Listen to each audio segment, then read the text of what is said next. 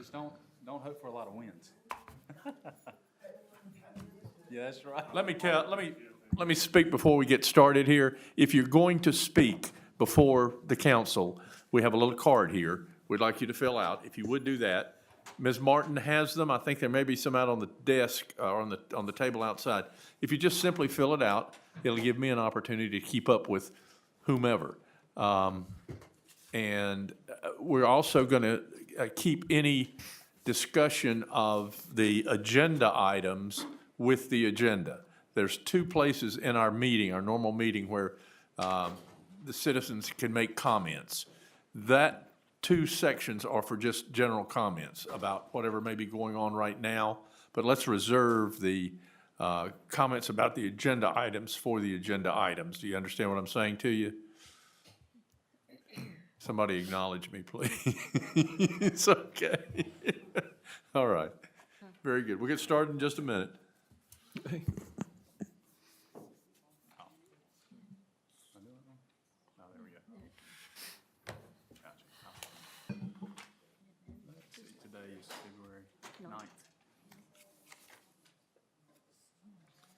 There he is, Mr. Winfrey.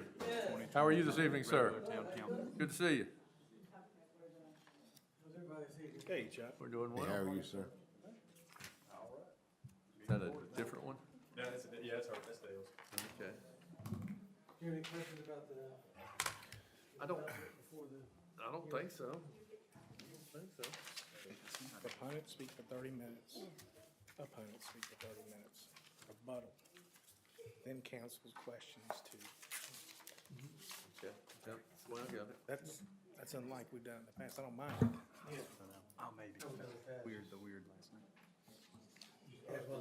The developer speaks, if we have questions, and then the opponent, what you're saying makes more sense.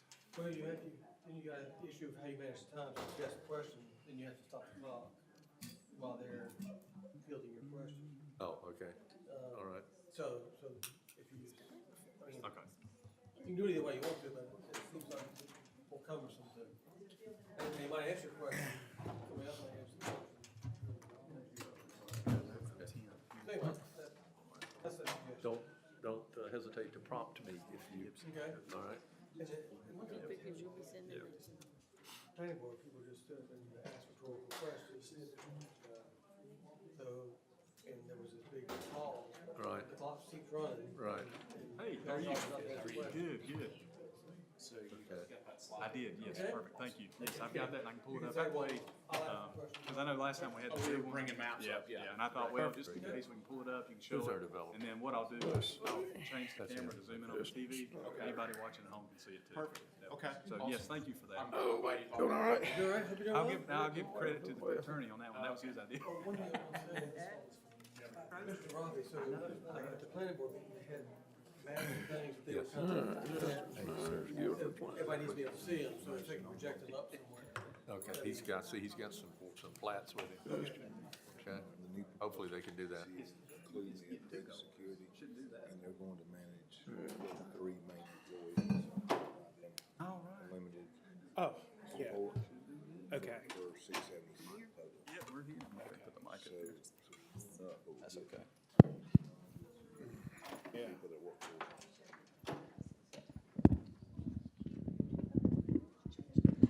Yeah, about some new ones. Here, let me show you. This is kind of pen to have because you see somebody says, can I borrow your pen? See, I got this.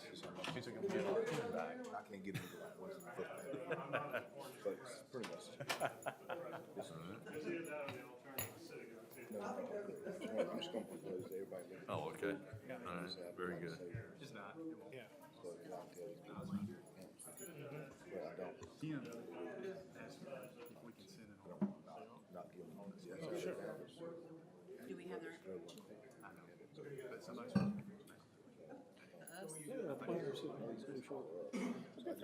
just gonna make sure we give them their due. I beg your pardon? Is that our plan? So, I can, where they at in the office? Thank you. Thank you. they're mailing it, where are they at? Like, Gibson Company, Craig Hopkins, Winston-Salem, I think. Together a different one, but once you said, Good, sir, and yourself? once Dale said she got it We're up. supposed to contact the town. But I looked at it, you got it. They'll get around. We're looking out for you. It's 7. You bet. Let's do it. Please do.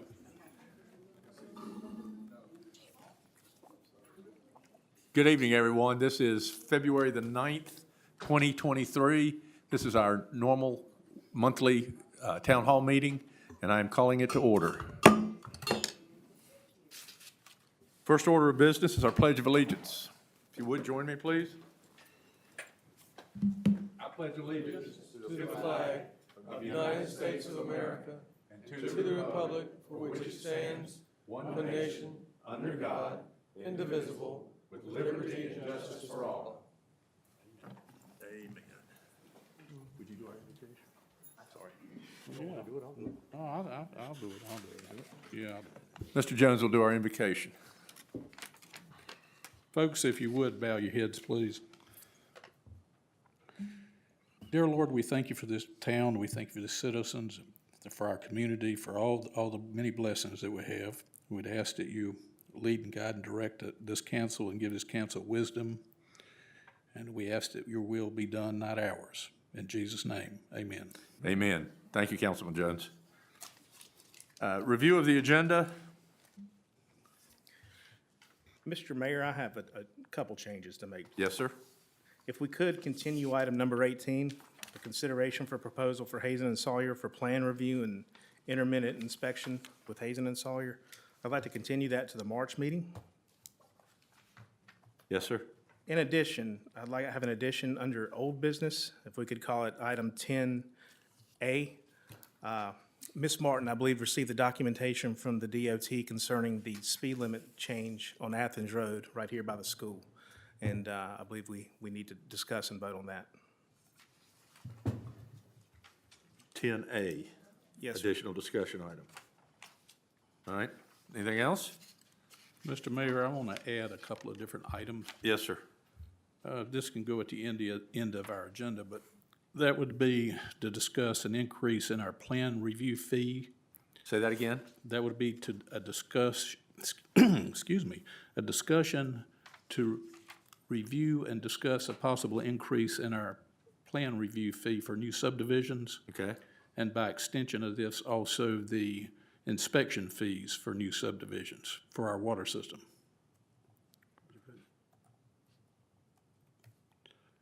And then the second one would be a discussion regarding the protection of our water meter vaults near driveways.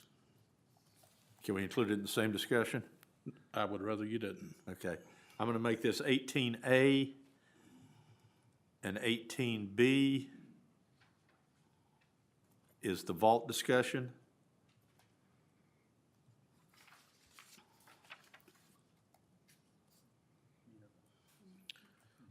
Is there anything else?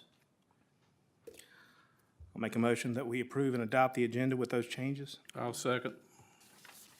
Any discussion? Mr. Rigsby? Aye. Mr. Landreth? Aye. Mr. Foy? Didn't Aye. mean to overlook you, sir. You're good. Mr. Jones? Aye. And I am also aye. I make a motion that we adopt the minutes from May 5th, 2022. It's a special call budget workshop. I'll second that motion.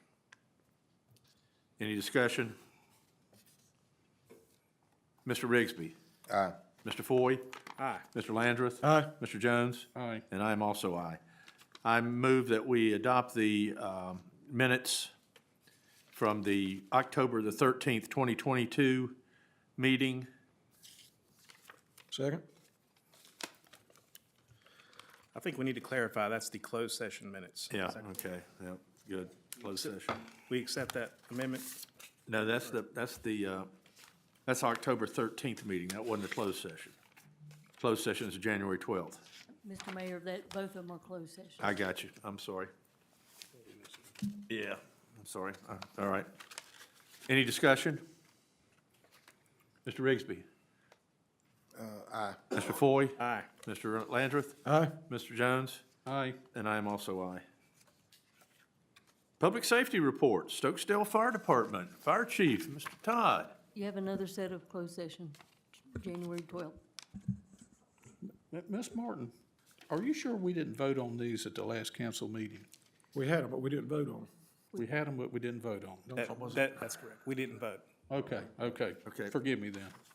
Todd, if you don't mind, just hold on just a second. We'll bring this other one up. I make a motion that we adopt the closed session minutes for January the 12th, 2023. Second? Is there any discussion? Mr. Rigsby. Aye. Mr. Foy. Aye. Mr. Landreth. Aye. Mr. Jones. Aye. And I am also aye. Chief, you got the floor. Good evening, council and citizens. Evening. So, quick report for the Stokesdale Fire Department and our activities in January.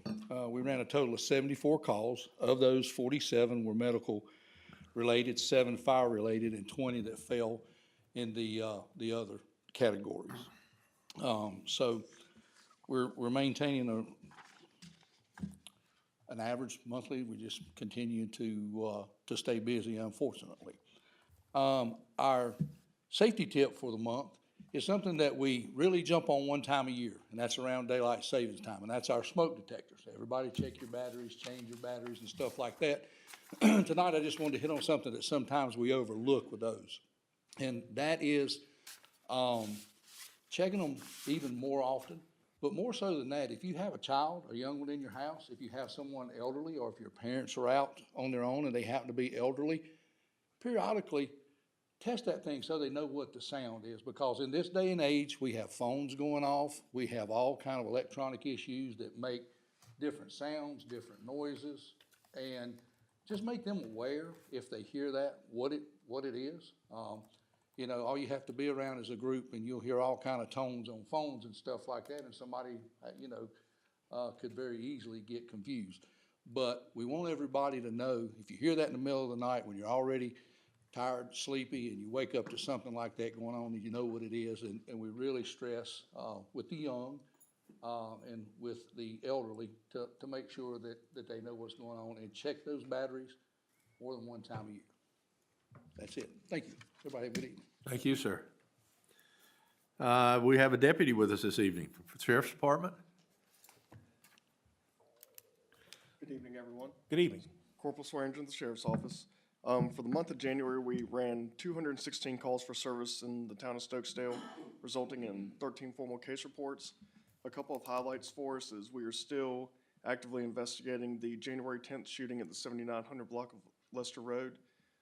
Detectives are still actively investigating that.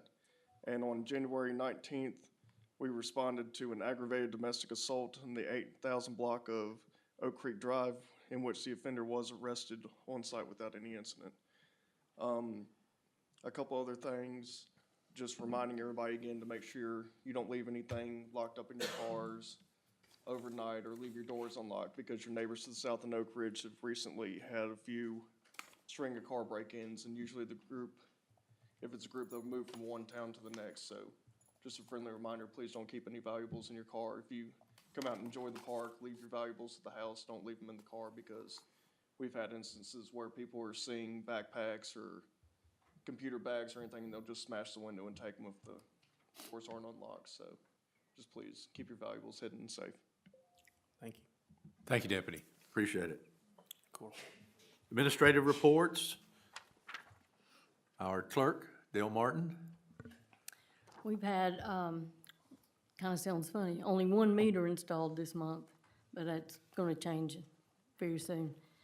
We had 10 applications for transfers of service, 10 work orders were processed, 46 811 calls were serviced, 735 water bills were mailed out, and 35 meters are on hold for the builders. As you are aware, we had a recent water break on Highway 68. We'd just like to thank Gene Robertson and Yates Construction for their timely response on that. This past month, Ms. Thacker and Mr. Wagner both attended an American Rescue Plan Best Practices Management webinar on January 25th. We had vandalism in the park, We received the mirror replacement today, so we'll be getting that installed. Staff has assisted various agencies as well as staff and the Town Park Committee in putting together the RFPs for the playground, amphitheater, basketball courts, and pickleball courts, and the RFQs for engineering services for the water line extension projects coming up. Staff has worked with various agencies on the huge amount of paperwork that is associated with each of these grants. That will be ongoing for a while through both the State Budget Office as well as Gifford County. We have the $50,000 Capital Improvement Equipment Grant and the 1.1 Municipal Water System Improvement Grant. Staff has also completed necessary paperwork for the health insurance for our full-time employees. We had our recent renewal. That takes effect February 1st. Staff has worked on several developments, and while we only had one meter installed this time, probably next month it'll be very different. Just wanted to bring to your attention the number of subdivisions that's ongoing. Right now, we have North Ridge, we just finalized Phase 6. Treeline Trails is finishing up Phase 2, but they have 3 and 4 that we'll be working on. The new subdivision out on Highway 158, they have named it Nathaniel Ridge. We have received plans for that, so we'll be starting reviews of that. And Oak Level Church Road also submitted new plans this week. We'll be working on that one. And then, of course, Blacksmith is still in Phase 1. Every year, we have to renew our application to the North Carolina Wildlife Office for we are considered a deer urban archery town, and every year that's renewed. We just recently submitted that. The upcoming elections this year, we we are an election site, a precinct site here. I just executed the documents with the Guilford County Board of Elections this week to use the town hall for that, for all the elections necessary for this year. We have responded to public records requests for the Happy Hill Road subdivision. Mr. Wagner will be attending his first clerk certification class next week. So keep in mind, he will not be here. It will just be Chris and I. So be kind. Every year, we are required to submit a survey to the league in regards to the town benefits. Just recently completed that. And then every year, we are also required to submit to the state on our water system 2 reports. The Consumer Confidence Report, that's due June 1st, and that's a lengthy process, and Chris has already started working with rural water on that. And then we have the 2022 Water Supply Report that's also required, and that is due April 1st, I believe, so we'll be working on that as well. And that's just a small list of what we've done this month. Let me add, I also attended an emergency services meeting put on by the county. I did that this past week, I believe it was. Our planning board. Justin? Don't have much. Please step up to the podium if you don't mind.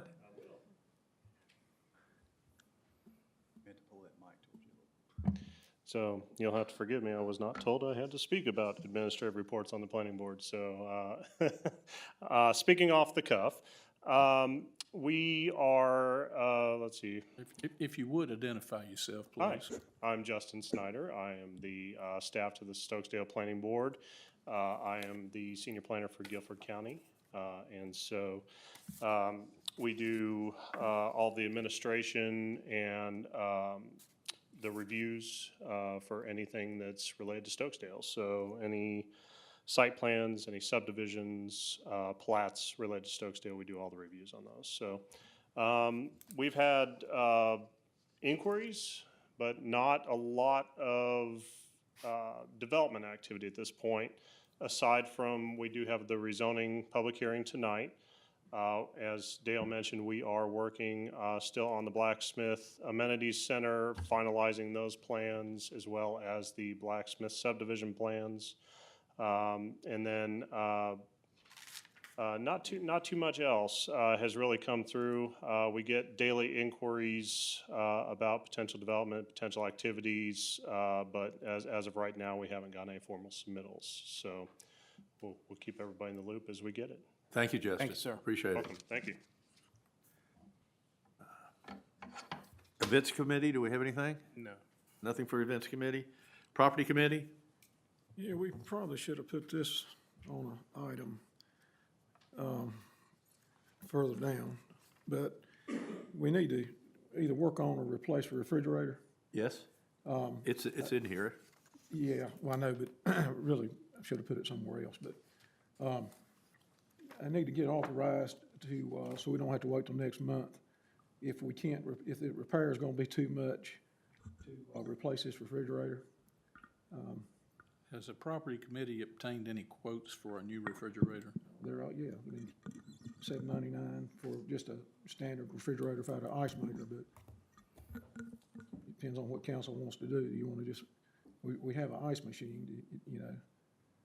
Okay. That's just a standard over and under, nothing fancy, but, you know, we've got a fairly nice refrigerator if we can, repair it reasonable, but if it's gonna be $400 or $500, probably, Can you buy a refrigerator without an ice maker today? yeah. Jimmy, do you have a number, and I'll just make a motion to give you the spending authority up to that figure? Well, I'd say, Okay. the numbers, oh, go ahead. I have spoken to Mr. Landers about this, kind of familiar with the problem. That's why I'd like to make a motion here. I'd like to make a motion to authorize the property committee to purchase a new refrigerator and expend up to $900. That doesn't mean you gotta spend it all, guys, but $900. And then I would like to prioritize here that the property committee seek to repair the one we have at a cost not to exceed $450. My thought process is some of the newer refrigerators seem to be cheaply built. Thinner coils, components don't look as durable, so I'm not sure if we shouldn't at least make an effort to try to fix what we already have. I looked at it myself, and it seems like a fairly well-made refrigerator. I did check, and it's not clogged with dust. I pulled it out and checked that myself, so that'll be my motion. I'll second. Second. Any discussion? Mr. Rigsby? Aye. Mr. Foy? Aye. Mr. Landreth? Aye. Mr. Jones? Aye. And I am also aye. And the second thing, you know, we've got a small leak in the men's restroom. Plumber came out, they ordered a gasket. Now, when they go in, I wanna fix this thing. I don't wanna come back to council, have to wait a month. So, I don't think it'll be a lot, but, do we need to authorize something, or I'll just go on and fix it? Well, the spending limit for the property committee is fairly low. I was gonna talk about that tonight too. Well, what's your preference? You wanna make a motion here? No, I'm gonna save that for when we do we've got the, separation of duties. Okay, I'll make a Because I'm gonna motion. add a line for I'll that. make a motion to authorize the repair of the leak in the men's bathroom at a cost not to exceed $400. I'll second it. Any discussion? Mr. Rigsby? Aye. Mr. Foy? Aye. Mr. Landreth? Aye. Mr. Jones? Aye. And I am also aye. I might add, Jimmy, if you need, are you gonna try to do this yourself? No, Oh, okay. I was gonna say, if you're gonna try to do it yourself, I'll be glad to supervise. no. Okay. I'm All not, right. it'll turn into 2,000 if I do it. Okay, I got you. Town Improvement, Town Park Improvement Committee. Mr. Stevenson? Good evening. I'm T. Stevenson, the chairperson for the Park Improvement Committee. Just a real quick update, and Ms. Martin has already spoken to the RFPs that have been released, but wanted to make sure that you folks knew that the Park Improvement Committee meets every week on an ongoing basis, keeping our finger on the pulse of everything that's going on. As I said, the RFPs, the request for proposals, have been released. We do expect, they were released separately for each project. The playground equipment and installation proposal was released, and we expect those to actually be returned tomorrow by lunchtime. The sealed bid opening is scheduled for January the 23rd, at which time the committee will review those proposals and have further discussion and perhaps a recommendation. The construction of the amphitheater, the sealed bid for that is due February the 28th, and we are anticipating that we will open those on March the 2nd. The basketball and pickleball court sealed bids are due by March the 1st, and again, we anticipate looking at those in the sealed bid process on March the 2nd. That's certainly, when those are received, we'll have a lot more to talk about, and we'll be able to give you more information at the next town council meeting on March the 9th. For clarification, by we will be opening the bids, actually staff, Robbie and Ms. Martin will open. The town park committee would be present, and that would occur during a meeting, but I just wanted to be clear that staff would do it. Thanks, T. Correct. Always, Thank you. always a great report. Any other questions? Also, comments? T, you mentioned that you meet weekly. Yes. What day of the week do you We meet? meet on Thursday afternoon at 5:15 in this room. And these are open meetings. Anyone that would like to attend is certainly more than welcome. There's no admission, and there's no food. Yet. Thank you, sir. Yet. Thanks. Mr. Mayor, if I may make a Yes, sir. comment. Yes, sir. In regards to the Park Improvement Committee, I'm probably maybe perhaps the next meeting, I want to make a motion and see if I can get council support to create a budget for each one of these projects that would break down the cost from, site work all the way to landscaping, at the end, and set aside a 20% contingency for each project. And let's try to get some numbers down on a sheet of paper for each project so that we've got at least a general concept of what we're spending on each one. Up until this point, everything's been preliminary, but I think we need to get some sort of budget sheet put together for each one of these projects. I'll be happy to see that forward. If you'd like to make a motion, I'll vote for it as well.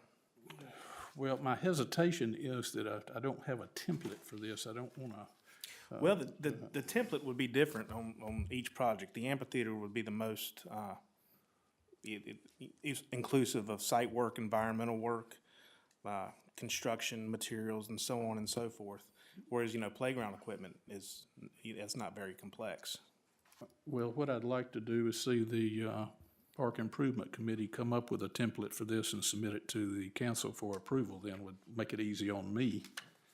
Once we get the bids, we'll pretty much have that. That's what we're doing. Well, That's what we're doing. Again, my concept. The numbers will be there. I understand my concept is to put a financial fence around each one of these projects so that we have the cost at least contained in this fence or in this box or in this, this worksheet so that everybody's looking at the same sheet of paper. That's what Council, Citizens Committee. That's what we're doing. We're trying to get something to put in that box. Well, the request for proposals and qualifications, all those things are great, but I don't think they'll include total cost, and whoever responds to these is not going to give you a 20% contingency, for one thing. But there'll be things that it won't include, perhaps landscaping, audio wiring, those types of things. I don't know if we'll get every last detail included when we get these back in the way of a response. But we can control what we do on our end so far as having some sort of budget worksheet for each one of these Nobody's planned disagreeing projects. with you at all. That's exactly what we're gonna do, but we gotta have some numbers to do that. And, we haven't even voted on, as far as council, haven't even voted to do the projects yet. We're just in the process of the planning to see if we wanna do it. I understand, that's why I'm not making a motion, but I feel like the citizens out there deserve a duty of care with spending their money, and that's why I bring it up. Well, that's what we're doing, so I don't want you to make it sound like that's not what we're doing, because we are. well aware that the citizens' money is being spent, and that we're gonna do everything we can to get the best bang for the buck. So, I mean, what you're saying is good. We do need to do that, but we got the numbers coming, so we can't do anything till we do it anyway. Perfect. Duly noted. Financial reports, Ms. Thacker. Can you hear me? Okay.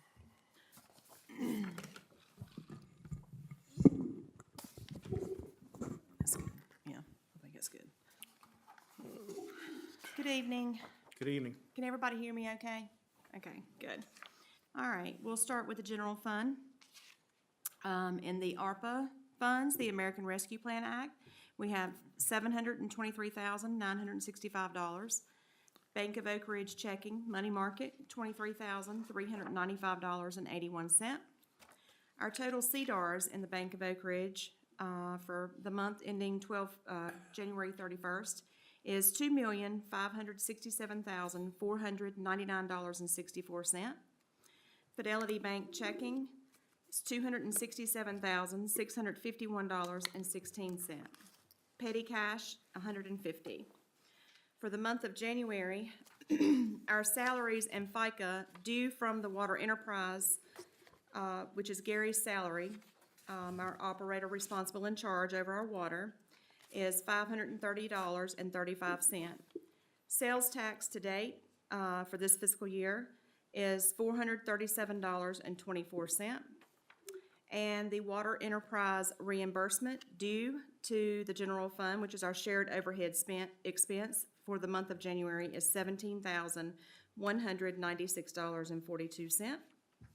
For the month of January as well, the town of Stokesdale contributed 12.10% for the state retirement for our full-time employees, was $577.83.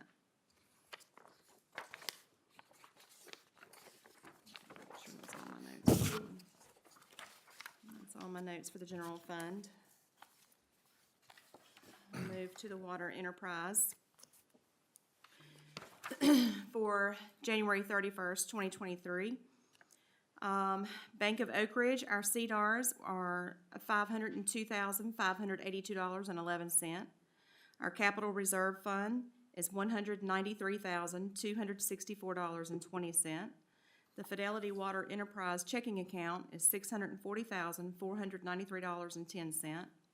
The North Carolina Capital Management Fund is $532,492.41. Our regular savings account is $45,057.83. In the month of January, our accounts receivable for our total accounts receivable water sales are $31,983.26. That also includes our January billing.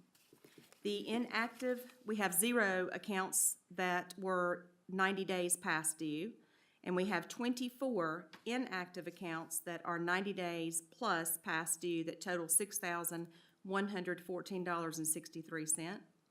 Our sales tax refund due back to us for the fiscal year is $270. Again, accounts payable water reimbursement due to the general fund, again, is $17,196.42. The payroll due to the general fund is $530.35. For the month of January, our capital reserve funds received was $750.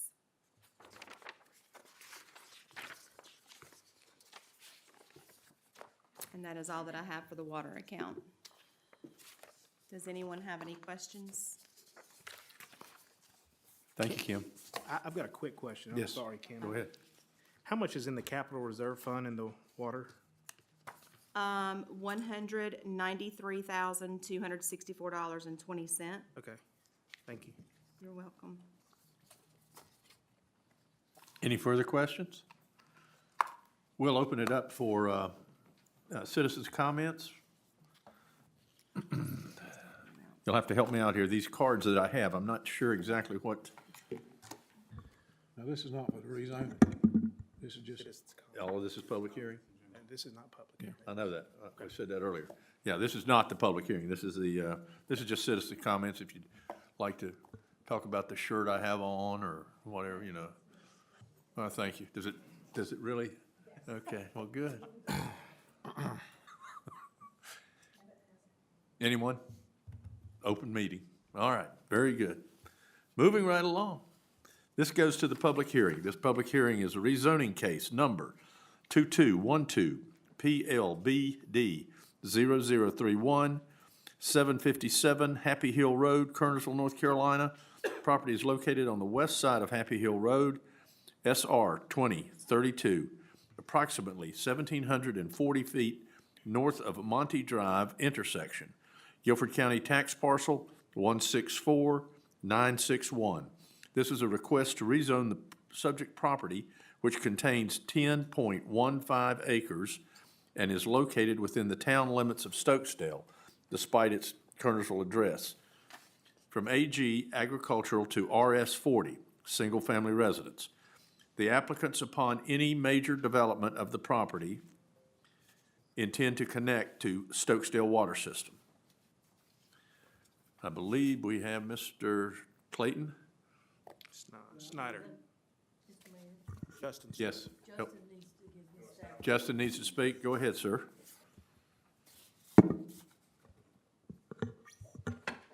Thank you, Mr. Mayor and Council. Once again, Justin Snyder. I am the planner for Guilford County that represents the town of Stokesdale's interests. So, as the mayor introduced so eloquently, we have a rezoning case here at 7577 Happy Hill Road. The request is from agricultural to RS40, which is single-family residential with 40,000 square foot lot sizes. Just a general note that the reason that they have to come for this rezoning is if they develop this property into any sort of major subdivision, which under Stokesdale's ordinance is when there's a connection to a public utility, a newly dedicated public road, or if there's more than 4 lots, then they must rezone to an RS district to be able to do a major subdivision. So the request tonight is not for subdivision. That is handled through the Technical Review Committee of Guilford County, which then refers it to the Planning Board for final approval.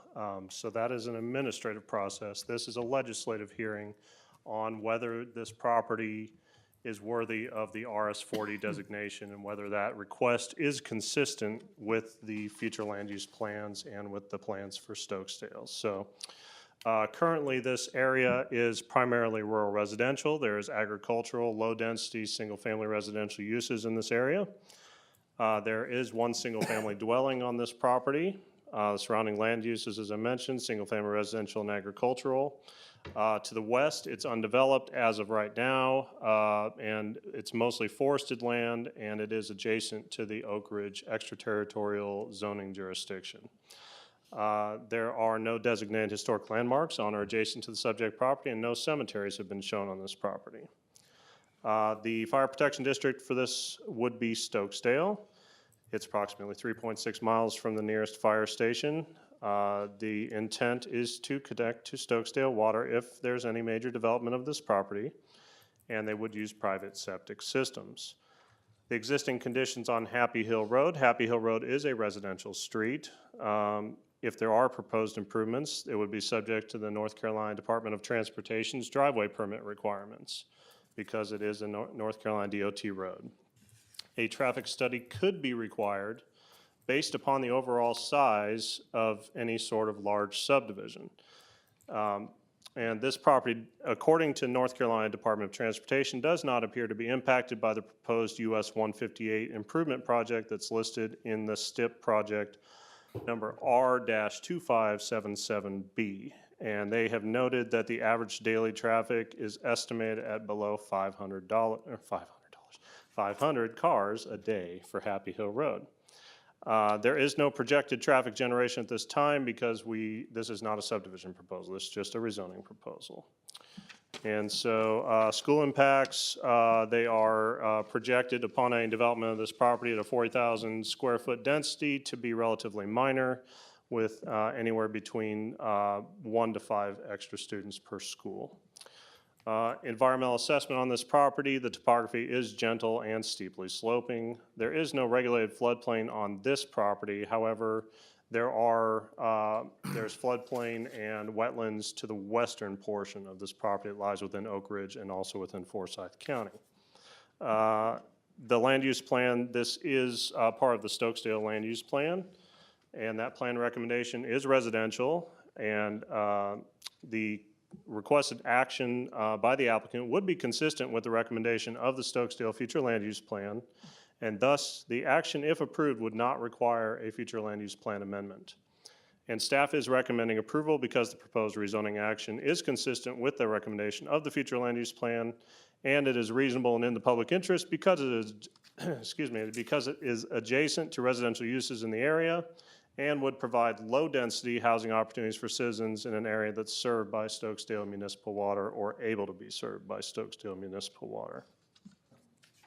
And I welcome any questions that you might have. Any questions by the council? We're gonna do that now? I thought y'all said something. The questions? Are we gonna wait, or? I know there was something said I about would that. suggest we wait myself. Okay, so we can call Mr. Snyder back up? Correct. Okay, well, I'll be glad to do that then. Thank I'll you, have some. The public meeting is open. Karen, you want to lay out some ground rules? Ground rules, well. We want to hear those that are going to speak for this rezoning. Exactly. The proponents and opponents will be limited to 30 minutes each. No. 30 minutes total. Proponents shall be heard first and shall be provided a total of 30 minutes, notwithstanding the number of persons desiring to be heard. Opponents shall be heard after the proponents shall be provided a total of 30 minutes to be heard, notwithstanding the number of persons desiring to be heard. Each side will be allowed 3 minutes in rebuttal. Mr. Wagner will be keeping the time and will announce when time has expired. Speakers in favor?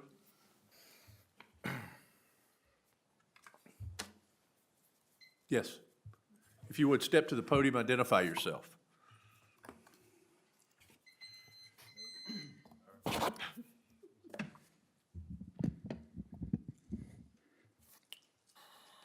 Good evening, Mayor. Good evening. Members of the council. My name's Greg Garrett, and I'm with R.S. Parker Homes. Our address is P.O. Box 5967, High Point 27262.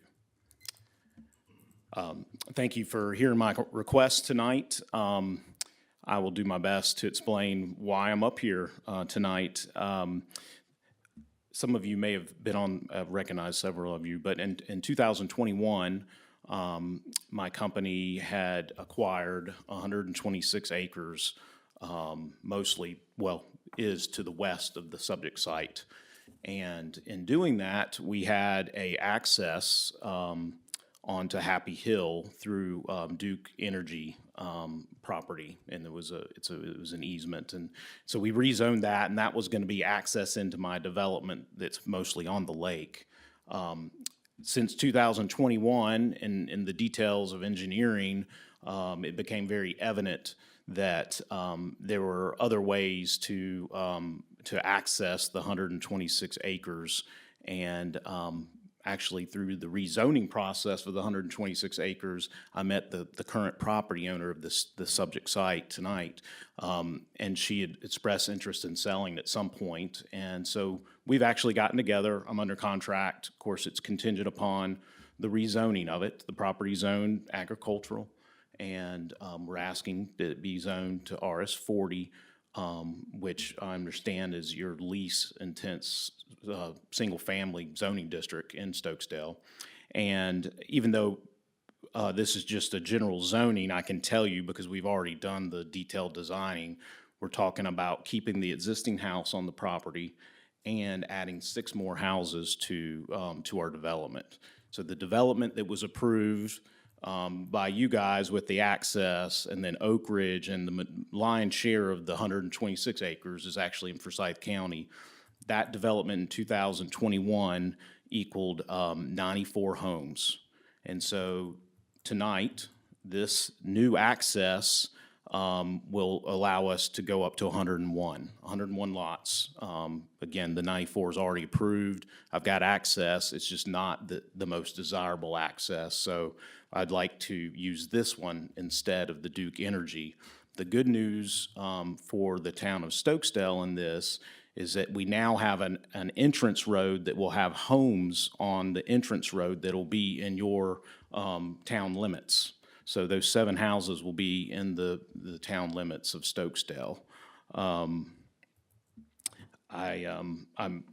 sure some of you remember this 2021 rezoning. It was back and forth with Duke Energy on whether we needed an easement or whether it needed to be fee simple. We ultimately ended up getting the fee simple, and that was zoned RS40 for this subdivision. So there's nothing, that can be done tonight that's going to stop our ultimate subdivision.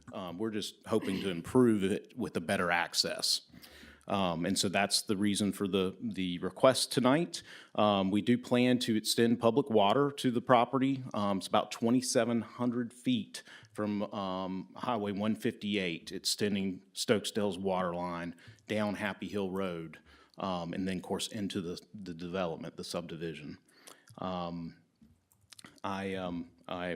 joined here by my civil engineer as well as the current property owner. We're here to answer questions, should you have any.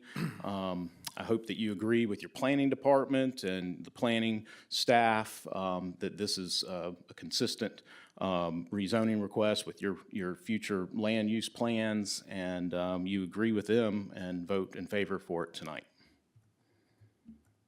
Thank you. Thank you. Thank you.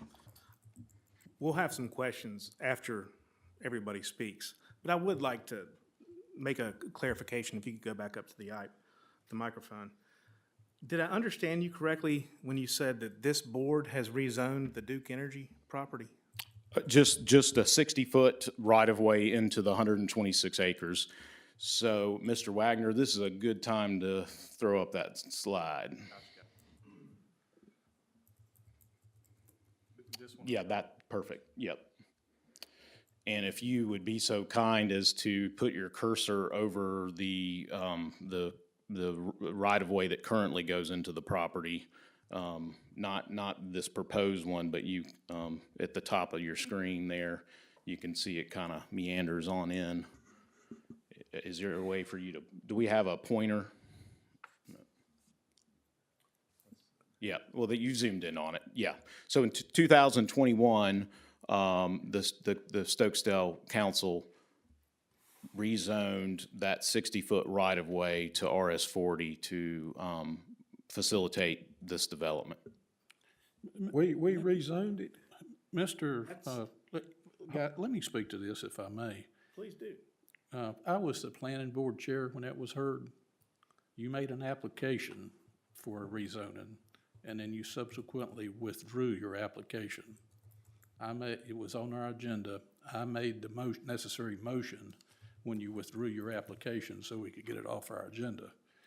I've been here almost 6 years. I'm not aware of you having rezoned that property, sir. So if you got some evidence of this or can point us where I'm mistaken here, I'd appreciate it.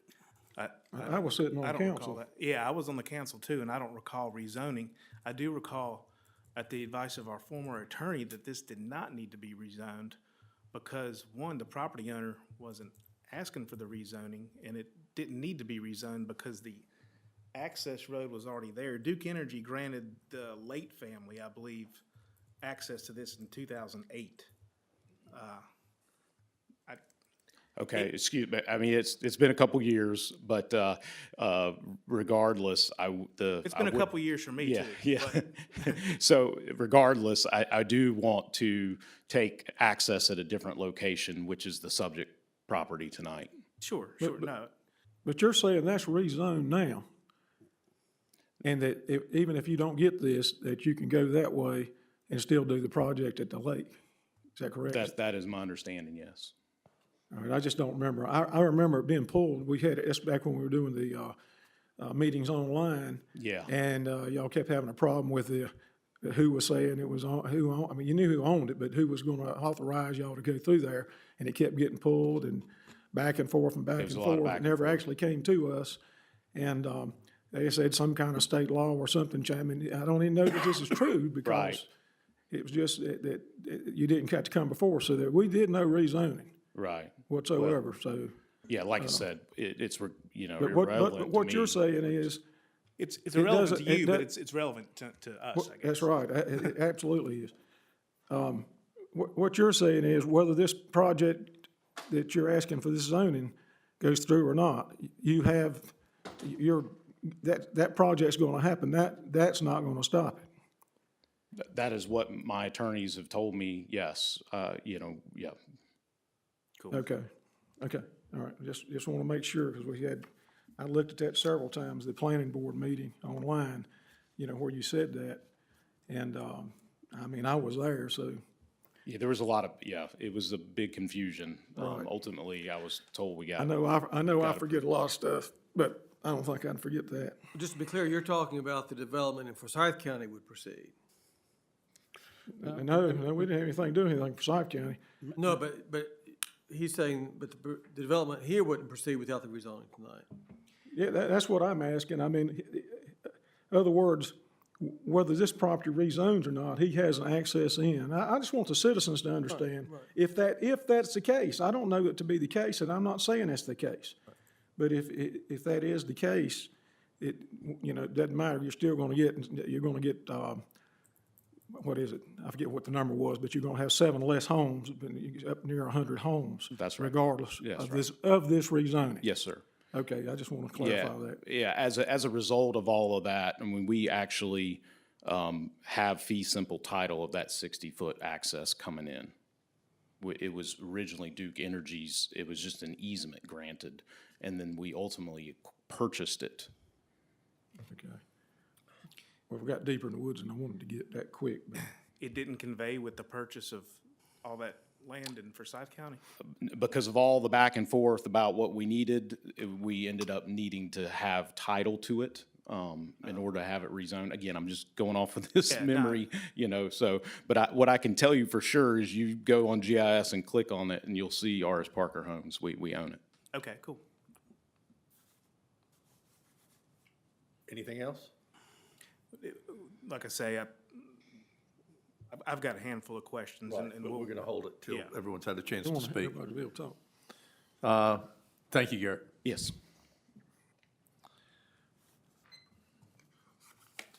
Speakers in opposition? So you may want to inquire any more in support. Oh, I'm sorry, I've been getting confused here. Are there any others in support of the rezoning? Opponents?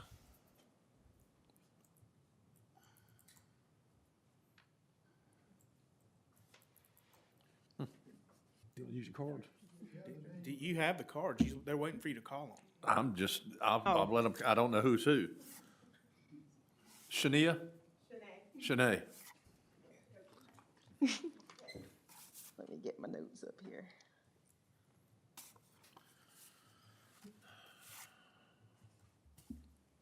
If you would, please identify yourself. My name is Shanae Carroll. I live at 7581 Happy Hill Road.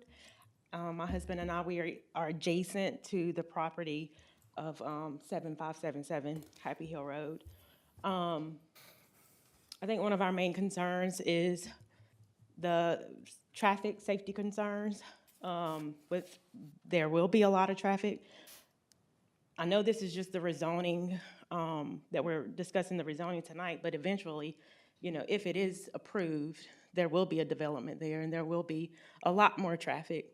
And we live at the top of the hill, adjacent to the property. And at that top of the hill, you can't see cars coming up. So even if it was approved, we would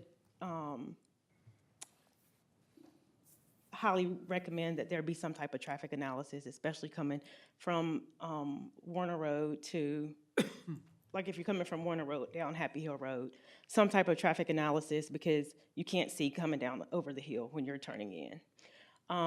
Another thing is the way our property is adjacent to 7577, we have concerns of encroachment. I mean, I don't feel like the space between our land and then the land on the other side of 7577 is enough land for a road, to safely put a road in there. So those are our concerns, and we just thank you for allowing us to be here, and I'm sure we have several neighbors that will probably speak to it, but yeah, we do have a lot of concerns. Thank you. Thank you. Thank you. Thank you very much. Darrell Watkins. Yes, sir. Will you take the microphone take to the mic, him, yeah. please, Robbie? I feel like I could probably shout out loud enough y'all could hear me, but I live at 7575 Happy Hill Road, and I've been here in Stokesdale all my life. Darrell, if you would identify yourself.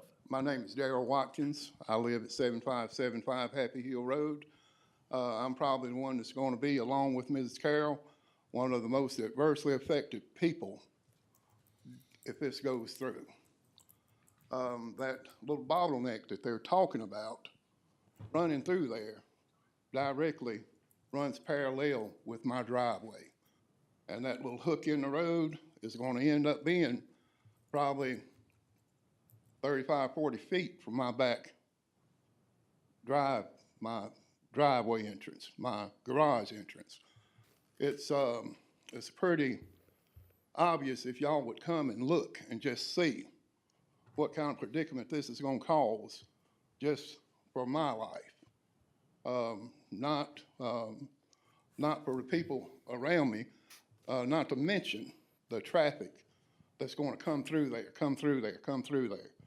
It's just not, I don't think there's enough land there to do it. I think there's going to be encroachment on both sides, because even if you have a 50-foot right-of-way, what about the utilities and everything that's going to encompass in those right-of-ways? You know, you've got to have utility for power, you've got to have a water line, and the way I understand that water line is going to be great big. So 8-inch water line coming through there, how much does it take to run an 8-inch water line? 20, 25 feet? Is that going to be another 25 feet? And I went today, just out of pure curiosity for myself, I measured from the center line of the road to the ditch, to the center of the ditch. That's 25 feet. So that's already 50 feet for both sides. Not to even mention what the water line is going to be if it's another 25 feet. Is the power line going to be another 25 feet? So I'm really, I guess I'm coming to you guys asking you to just think about what you're doing and please come and look. I think this thing needs to be a little more time for you guys to see what they're trying to push on us. I mean, this is something that we can't reverse once it's done. And I guess something else I want to talk to y'all about. I don't know if y'all have ever been and seen houses built on Happy Hill Road. Every house on Happy Hill Road has some kind of rock formation that ends up needing blasting. And I know the Shiloh up there, when they built it just recently, they rocked my house. So this company coming in, not knowing what adverse conditions that they're going to encompass, they're going to jeopardize our homes with this, you know? If they mess up our foundations on our homes, who's going to repair them? Are they going to be responsible for that? And I wish if y'all did let them do it, you would make them responsible if they do come in there and blast rock out and bust up our foundations, because it's going to happen. It's going to happen. Those rock walls, those cinder block walls in those basements, they aren't going to take but so much. They aren't going to take but so much.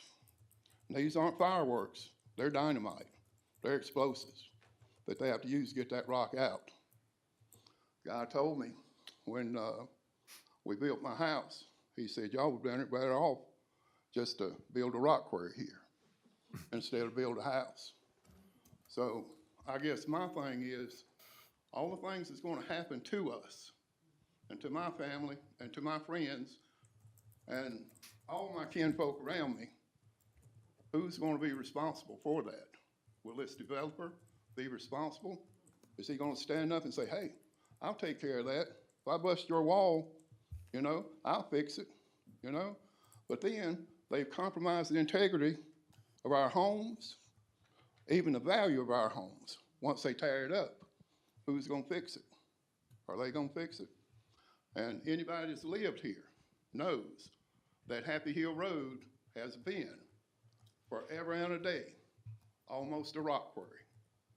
And now they're coming in here wanting to build these homes without any kind of, I don't know, geological, would that be the right word I want to say, studies or anything. You know, right across the holler there, Pyramids Quarry is a closed up rock quarry that ran for years.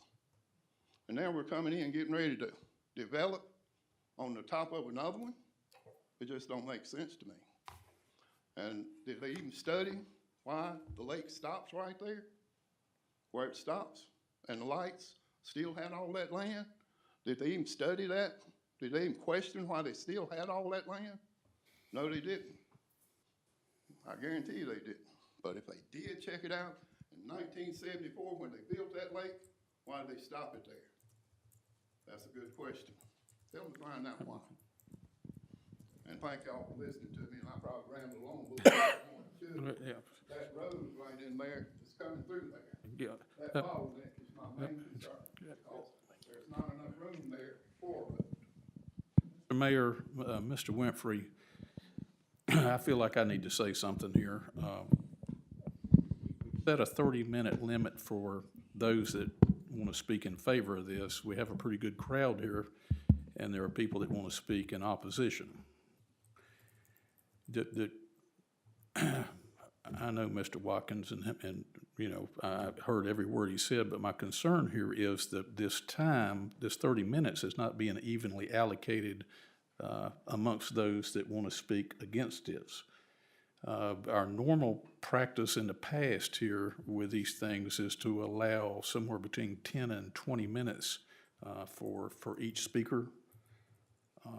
That's what we've done with the planning board, and it's tough because this board wants to hear everybody out. At the same time, you know, we do have to get finished with the meeting and got other agenda items.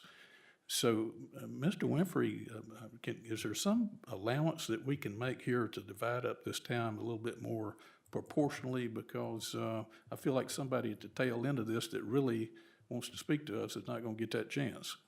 Well, the first question I have is the clock still running? Because we need to stop it while we're discussing this procedural matter and maybe add some You time need to back add to it. 3 or 4 minutes back to it, Yeah. if it's still running. The board can do whatever it wishes. You know, my experience is if you had someone who was a spokesman for the group in opposition, if you limit everybody to a certain amount of time, then you truncate their discussion. So the board can make whatever rules it wants to make with regard to how long each person speaks if you want, but typically I've seen just time allocated just in case there's a spokesman. And I understand the concept with crowds and to limit and have the, you know, perhaps somebody speak for multiple people.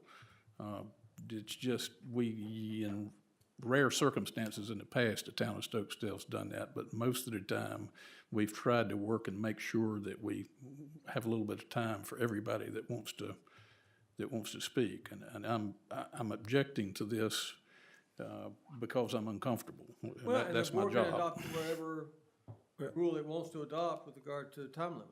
I'd like to hear from everybody that wants to speak. Absolutely. And, you know, the only thing I could say to folks that do want to speak, if you, let's say something, Mr. Watkins has hit on something, one thing to speed things up would be to say, I agree with Mr. Watkins on that issue instead of going into detail about it. But I'd like to hear from everybody. If you come here and you want to talk, I want to hear you. I agree. You know, 3 minutes or whatever. I mean, if you can get it out in 3, I mean, if it's something that's really got to go, I want to hear you, man. You know, this is important to everybody. All right, Mr. Winfrey, would it be okay to just have the chair agree that we're gonna allow everybody that wants to speak on this 10 minutes? I'll sit here all night if I need to, but, The board can adopt whatever rule it wants to with regard to. okay, I mean, I'm willing to make that motion if you think a motion's necessary, Mr. Wagner. Well, I think it, Excuse me. I just got you mixed up with young Mr. Wagner. You should be flattered. Mr. Winfrey. yes, given that the chair has announced a rule for how this is to be done, if the board wants to change that rule, I think a motion would be in order to change the rule to adopt whatever rule. Okay, Of course, if the proponents want to speak some more too, you know, I would want to hear from them. I want to hear from everybody. Anybody that wants to say something and got a rebuttal or whatever. I mean, this is a big deal. I'll make this motion that anybody wants to speak pro or against this rezoning case will be allowed at least 10 minutes. And we would ask that you not be redundant and repeat what just the previous speaker touched on if you do this board that courtesy. But we want to hear from everybody, and that'd be my motion. Yeah. In lieu of a time, so no time limit for opponents or opposition, just 10 minutes per person. Yeah. Okay. It's like Joe Biden said, this is I have a motion. Do I have a second? Second. Any discussion? Mr. Rigsby? Aye. Mr. Foy? Aye. Mr. Landrith? Aye. Mr. Jones? Aye. And I am also aye. Let me back up here just a minute. Mr. Clayton, did you want to speak in favor? Well, I'm the engineer, and I could answer some of these questions that have been brought up. Okay. I have the card here for you as a proponent, and I overlooked it. Would you care to stand up to speak to anything to this point? Well, as far as the water line would be put in within the. If you would, I'll need you to step to the podium. Identify yourself, please, sir.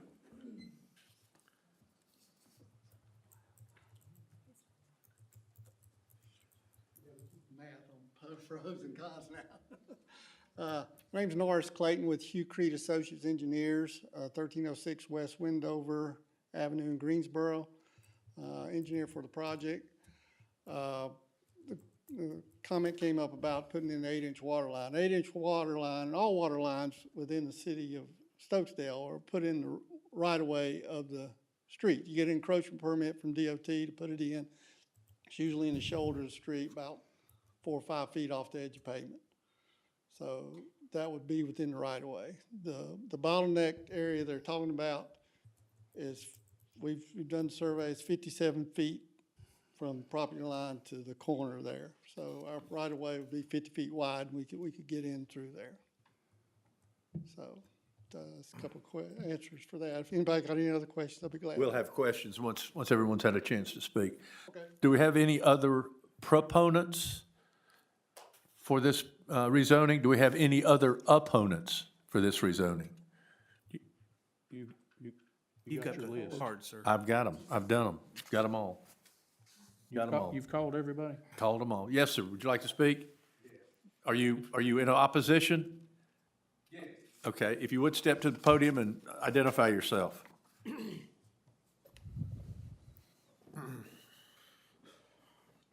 Thank you.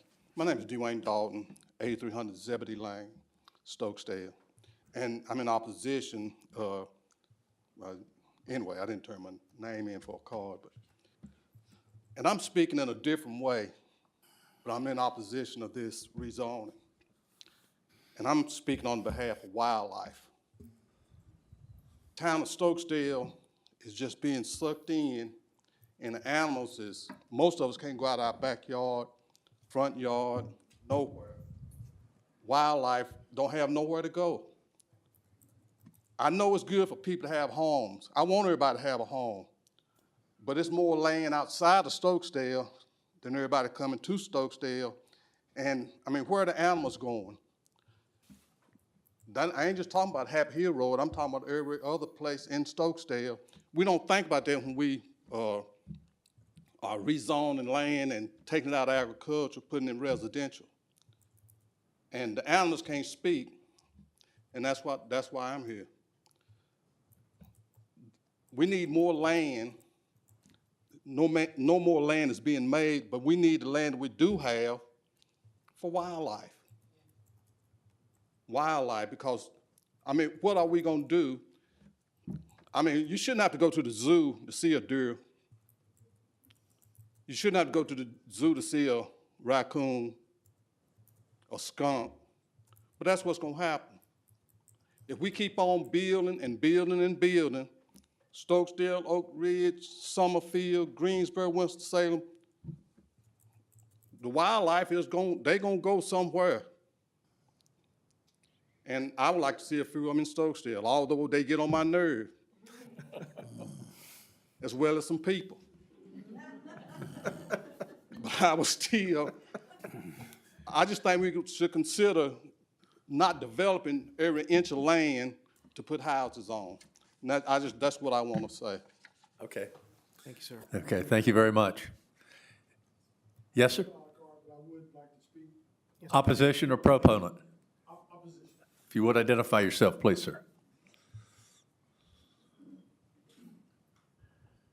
Yes, I'm Gerard Carter. I live at 7569 Happy Hill Road.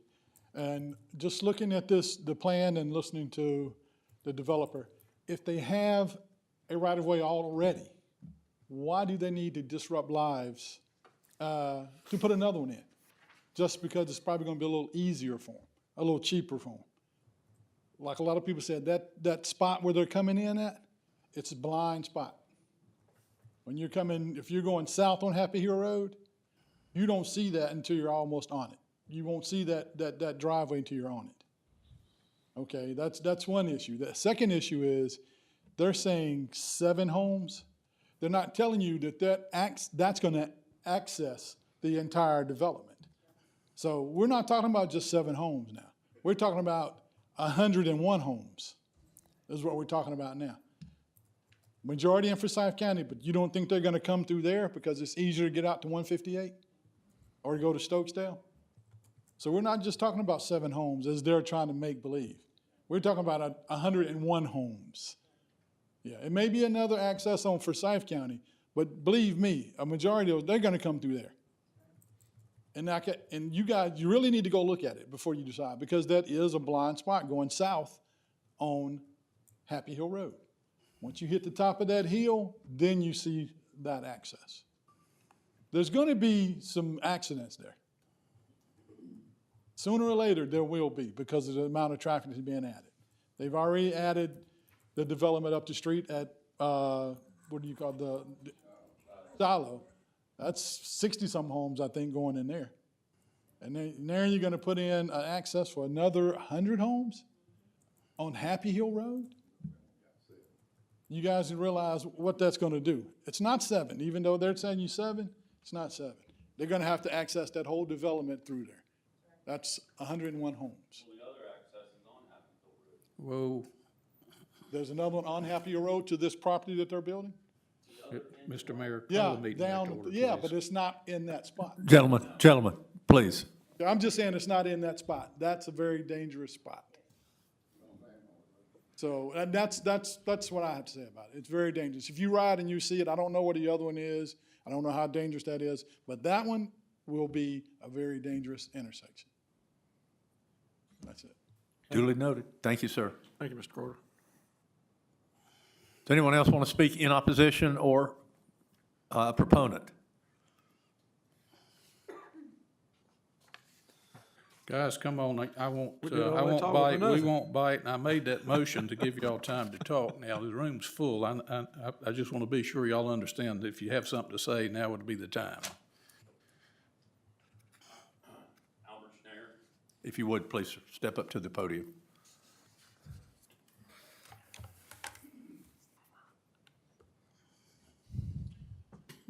Albert Schneider, 7544 Happy Hill Road.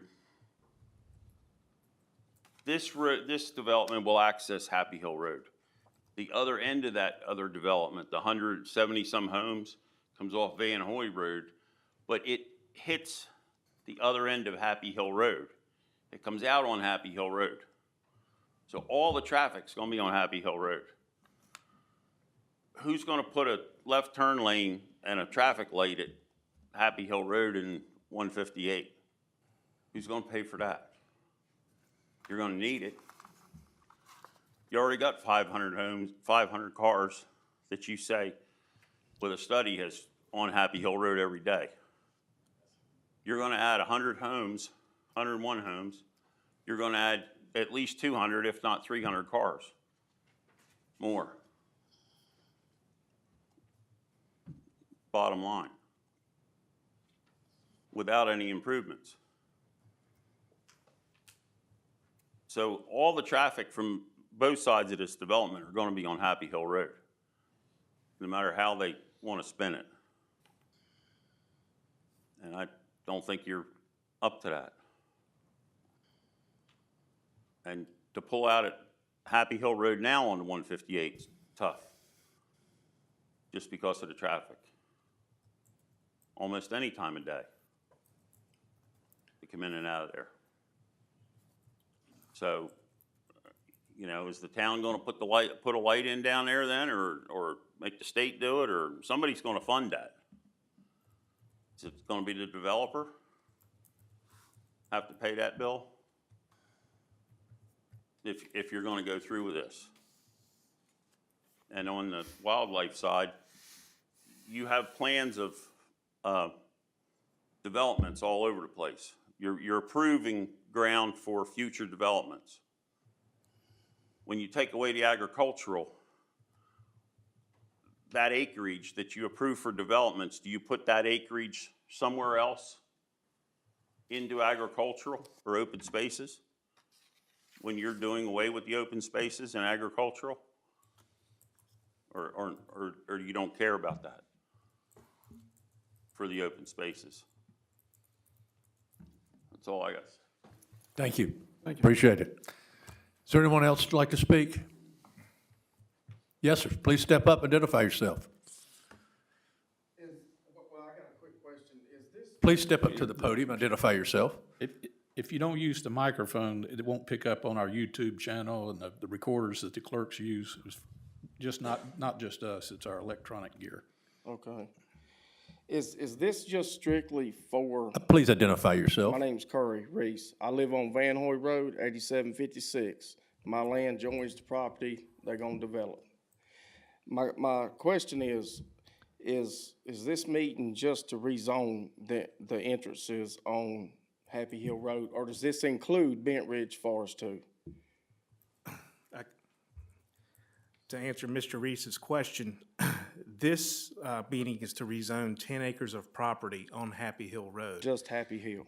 The other development that's probably adjacent to your property that may or may not be in Forsyth County, that has, to the best of my knowledge, been approved by Forsyth County.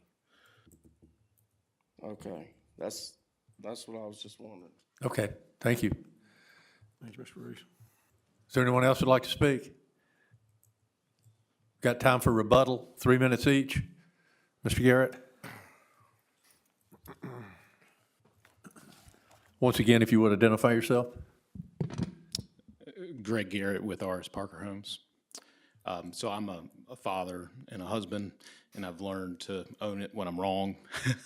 I did go look through all of my records, and I found an email from Oliver Bass and Tom Medlin, which Mr. Wagner has, and it basically said that we didn't have to rezone that 60. So you guys are absolutely correct. It was never rezoned because it was determined that it didn't need to be rezoned for access if there wasn't going to be any houses off of it.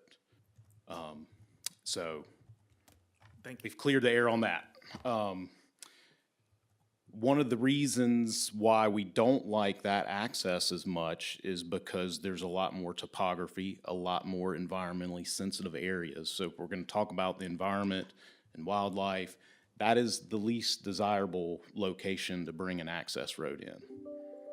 And Mr. Clayton can testify to that, as he's done all the engineering for it, and it's just not very environmentally friendly, but it can be done. It can be done, but it's going to cost more, so I don't want to do it. I mean, as far as the access issue is concerned, I mean, that is NCDOT's jurisdiction, they will come out and make sure it's a safe condition before they'll allow us to run that road. I mean, we have to go to them and apply for a driveway permit. So that will be something that will be worked out later. As far as the rock goes, I'm unfortunately familiar with having to blast rock. And therefore, when I buy property, I always do lots of geotechnical work up front before buying property, because you just don't want to have to move rock around and blast.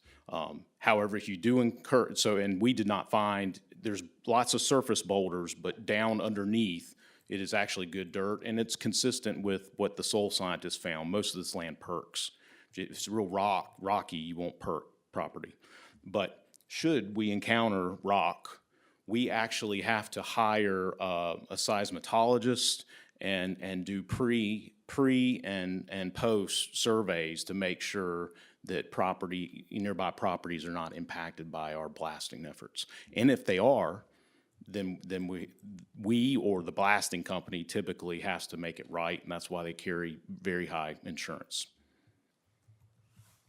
I believe, and of course, Mr. Clayton addressed how there's enough room for us to construct a road should NCDOT permit that driveway access. Happy to answer any other questions you might have. But there's the email from Oliver Bass saying that the rezoning wasn't needed, and so at that point, we withdrew it. So you guys are absolutely correct. Thank you, Mr. Garrett. You mentioned, I do have a question. You mentioned that there are environmental concerns on the Duke Energy property and that it's also more expensive, so it's not ideal. Just a hypothetical, if it was less expensive, would you still not want to do it because of the environmental issues? No, so another reason is, I mean, it's, you don't like, as a developer, you don't like constructing a road without getting houses on it. And all I have there is a 60-foot right-of-way to construct a road, but we can't, what they call enterprise, all of that cost. Just like when you guys run a water line, you want to make sure you got some taps on it, right? And so, same principle. Okay. Anyone else want to rebut anything that's been said?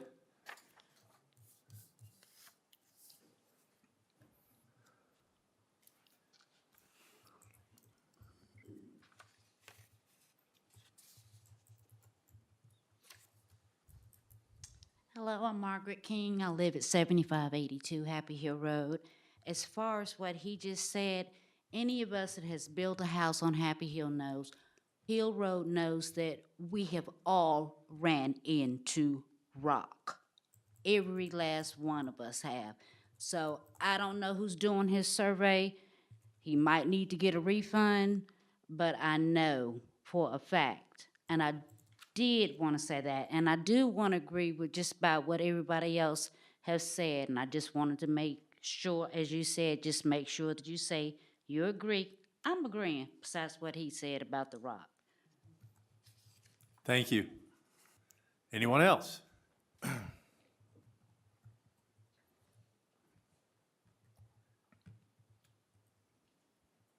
name is Adam Myler. I'm at 7587 Happy Hill Road.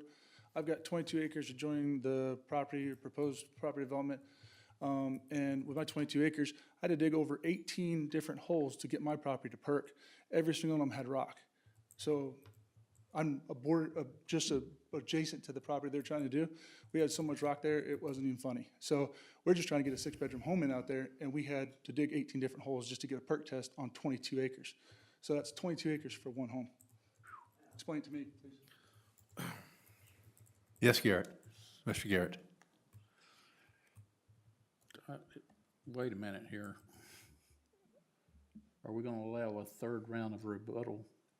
I'm with Mr. Landreth. I think everyone should have a chance to speak. Okay, well, just as long as those that are opposed get equal time, I'm okay with it, but I just was pointing out that We ain't stopped nobody. as you said, we're going to be here until everyone's had a chance. Okay, I'm good. Come home.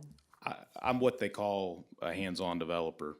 I'm sorry, Mr. Garrett, again, go Yes. ahead. I just Yeah, wanted to identify I'm what you. they call a hands-on developer. I actually was out there the entire time these rock studies were done, because I've actually gotten bad geotechnical information before. I mean, I've been doing this my whole working career, decades of developing land over the Triad, and so much so that I actually bring in track hose and they dig deep down into the ground, because to me, that's the best way to know. And so we spent, I think, better 4 or 5 days out there digging test pits, making sure that we didn't have rock issues.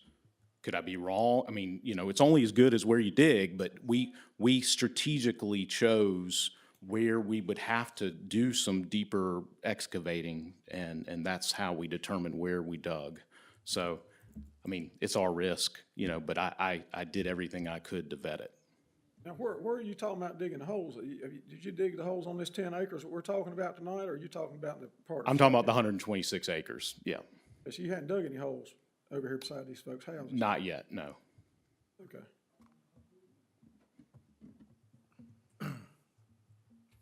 Well, I've got some questions. All right, council questions. Has everybody spoken? Has everyone spoken that wanted to speak? Questions from council? Y'all got some too? Mr. Foy? What do you got, Jimmy? Mr. Landreth? Okay, I guess, Mr. Snyder, would you go up? Justin Snyder, Guilford County. Okay, now, we know that we approved that they could hook on to water a year or so ago. There's no condition in this zoning about Correct. hooking to water, correct? This is a straight rezoning. We Okay. cannot condition. It's possible. I'm not saying it's gonna happen or nobody, you know, because things change, companies change. I guess you're an employee, you own the company. Things change. Is it possible that they could not hook up to the water? That's RS 40, so it's not in our requirements. Right, there is a, let me find the provision here. It's 513. So there is a provision to connect, that says that connection of each lot to public water and sewer utilities shall be required if the proposed minor subdivision is within 300 feet. And each lot in a proposed major subdivision is within 1,000 feet to the nearest adequate lines in a public system. So this would exceed that 1,000 feet requirement. So the way I read that, they would not be required to Okay. connect. Your information is wrong on minor subdivisions. I believe didn't we discontinue the minor subdivision hookup? He's just reading. Okay, This is what I have in my ordinance book. okay, all right, well, it's evidently. You're very likely correct. Right, make you a note of that, we need to check on that. I will note this. So that's possible that, if they wouldn't have to, there's nothing saying they have to hook up to the water. There's no water line there to hook up to anyway. Yeah, it looks like there was a proposed text amendment, and we were trying to figure this out if this passed. I think this one did. It did. Yeah, this one passed. So it says major subdivisions, connection of each lot to a public water system shall be required if the proposed major subdivision meets the criteria in the schedule below, table 5-13.6-1, which of course I don't have a copy of. Distance shall be measured from the property boundary nearest the water system line. And then the proposed change was to add the verbiage to the above that any proposed major subdivisions as defined in section 2-1, which I discussed in my entry comments, in the RS 30 residential single-family district shall be required to connect to the water system regardless of any of the criteria in the table. So This is RS 40. this is RS 40, that's correct. So the bottom line is, they're technically not required to. If they decided not to, they wouldn't have to do a water line, they wouldn't have to hook up to That is how I water. read that, sir, yes. So there's nothing in stone. Those requirements apply to RS 40 if they are within range in a major subdivision. If they're within Mr. range. Snyder. Yeah. Yeah. Do you know that specific distance at the moment? Is it in our paperwork? I know I saw. I think they said 2,700 feet from 158 to get to, this was the Yeah, nearest I think I water saw line. it somewhere. I don't have it I at my think it's- fingertips. It seemed to me like it's further. I was up there at 10 minutes to 7 this morning, and it did, I thought I measured it for, longer than that, I don't know. So, are you familiar with the water lines? Not at all. Because in the, we'll bring Mr. Garrett back up and clarify some of that. Thank you. Mr. Foy? Well, I think a question from Mr. Garrett. I'm just gonna start at the beginning. I've got some questions and some the best way I know how to answer questions is to reference a document. And I've put together PowerPoint. And so these were we had 5 very similar documents to this in our packet. And earlier, this little narrow swath of land came up as being a concern. I'm concerned that, one, in the planning board meeting, you said that was 70 feet. And I guess you're making the correction tonight that that's 57 feet? It's 57 feet. It's how much, sir? It's 57 feet. It's been 57 surveyed since feet. the last meeting to clarify. What, if may I ask what you told the Stokesdale Planning Board? You know me in memory. I mean, there may have been 70 thrown out, but I excuse was me. there. Yeah. It was 70. But that's okay, you're correcting the error then, right? There was an error made in the planning board meeting when you said 70? Right. It's 57. It's been surveyed since the planning board meeting. Okay. All right, so this is from a document that was not in our packet, but it's from the approved site plan from Forsyth County for this road. And what I've highlighted in pink, what concerns me is the 25-foot utility easement on each side of the road. And oddly enough, if you add 25 and 25 and then a 20-foot road, you get right at 70 feet. But if you zoom in, and we had the 2 adjacent property owners speak tonight. If you zoom in, the outside of the utility easement does encroach. Well, it's implied that it'll encroach to the property to the south and to the property to the north. Do you agree? I mean, I'd have to bring my civil engineer. You're He's into here. details. Yep. Excellent. Norse. Uh-oh.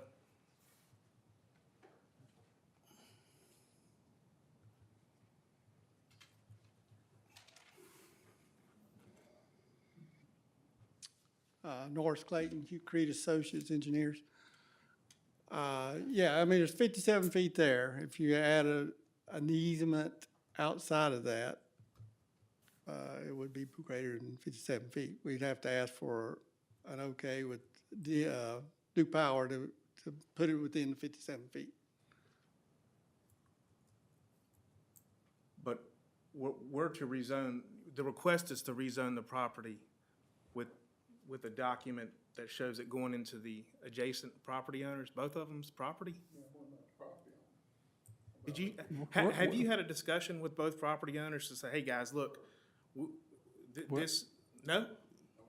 I don't think they're agreeing to give up any easements or anything. Look, using the transitive logic property, you know, if a private developer takes land that eventually the private developer is going to turn over to the government and the DOT, isn't that kind of like the government taking land from a property owner?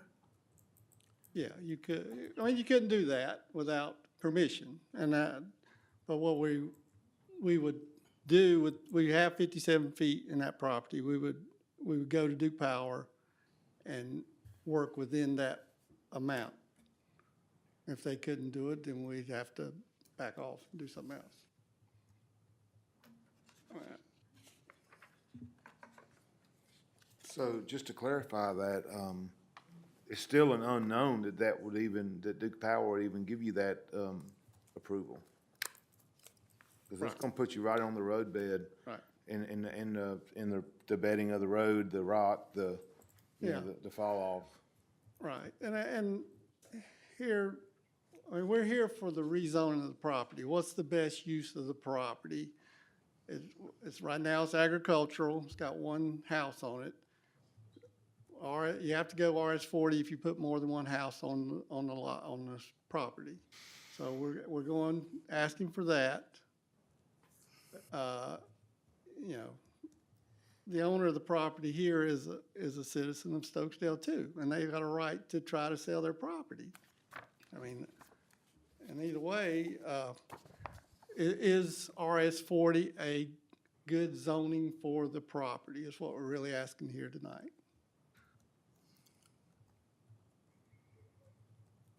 If there's not enough room for a road? We can put a road in. Well, Easement, yes. the easement that's required by the ordinance and all that. Right, and like I say, this is the first stage of development. We'd have to come back, do the subdivision plan, get the approvals from Duke Power, get the approval from DOT to put in the entrance, get a driveway permit. What about the two individuals, the neighbors, that if this passes tonight and they leave this meeting thinking that the government just approved a plan when they had a document that shows this going through their property? Or we could not go through their property. If that becomes an issue, we can't do that, yes. Could I possibly say something? Again, if you would, identify yourself. Would you mind handing him the microphone?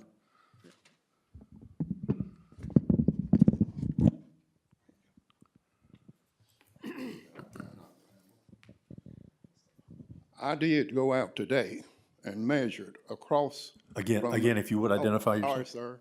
I'm Darrell Watkins. I'm 75 Happy Hill Road. I'm the one on the right-hand side of the bottleneck. I guess you'd call it the south side. But I went out today and measured across there 70 feet. If that thing encroaches on me 70 feet, it's going to take my driveway. That's all I got to say. We need to. Okay. Well, I'm ready to make a motion. We'll go to the question part. You still have questions, Mr. Blanchard? we would have to close the public hearing if you have a motion, but Well, okay. I've got some more questions. Yeah, I didn't ever get started good, really. All right, well, I'm good. I mean, if you want to do a different procedure, that's fine with me. I just, Go ahead, Jim. it's, I've got concerns. I went down this morning. I was there about 10 minutes till 7. I tell you, I've rode bicycles on that road back when it's a dirt road and hiked that road. I'm talking about 50 years ago. I've been here all my life. And things have changed. It's a terrible place right there. I know we're here for a zoning hearing, but these issues are important. That road, I know DOT will be looking at the road, but I guess maybe this is, Justin, Mr. Snyder, this may be hard for you to answer. At one time, there was a road that went all the way through, over to the west on Happy Hill that would go down through that project, and I guess it would come out on Van Hoy, from what I've seen, and that's, like I say, that's Forsyth County. And I know now, I think they've split that, where part of that development goes out there, and then this part would come out here. Yeah, it's like Birch Tree Lane or something like that, Yeah. to the southern part through the Oak Ridge ETJ.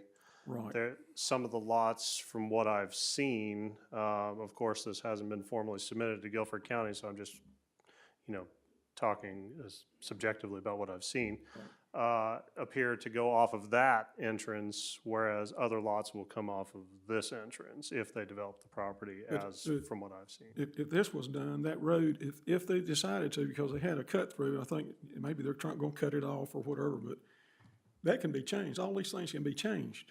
Depending on engineering, their engineer would have to determine, ultimate road layout and how it best works for them and what works to meet Stokesdale's ordinance and DOT's requirements. But I think, the bigger questions would have to be answered by the technical review committee as part of any review. I think the main question tonight is, do you feel comfortable with this as an RS40 zoning, or would you feel it more appropriate to remain as agricultural? And I know there's these alternate questions. They're all great questions. A lot of these questions can't be answered right now without going through full engineering, technical review, letting watershed look at it, letting DOT look at it, let planning look at it, because we'll look at all the easements, we'll look at where the utilities are, we'll look at, you know, whether these lots will perk. All of that's handled through that process, and I just can't give you any definitive answers on what ultimately it's going to look like until we've done a full review. That's not the point I'm trying to get to. This is tough on me. I had never voted no on a rezoning. I hope it don't scare anybody, but I haven't. I've always weighted out everything out heavy. I mean, really heavy. I lose a lot of sleep, and that's my wife. She knows it.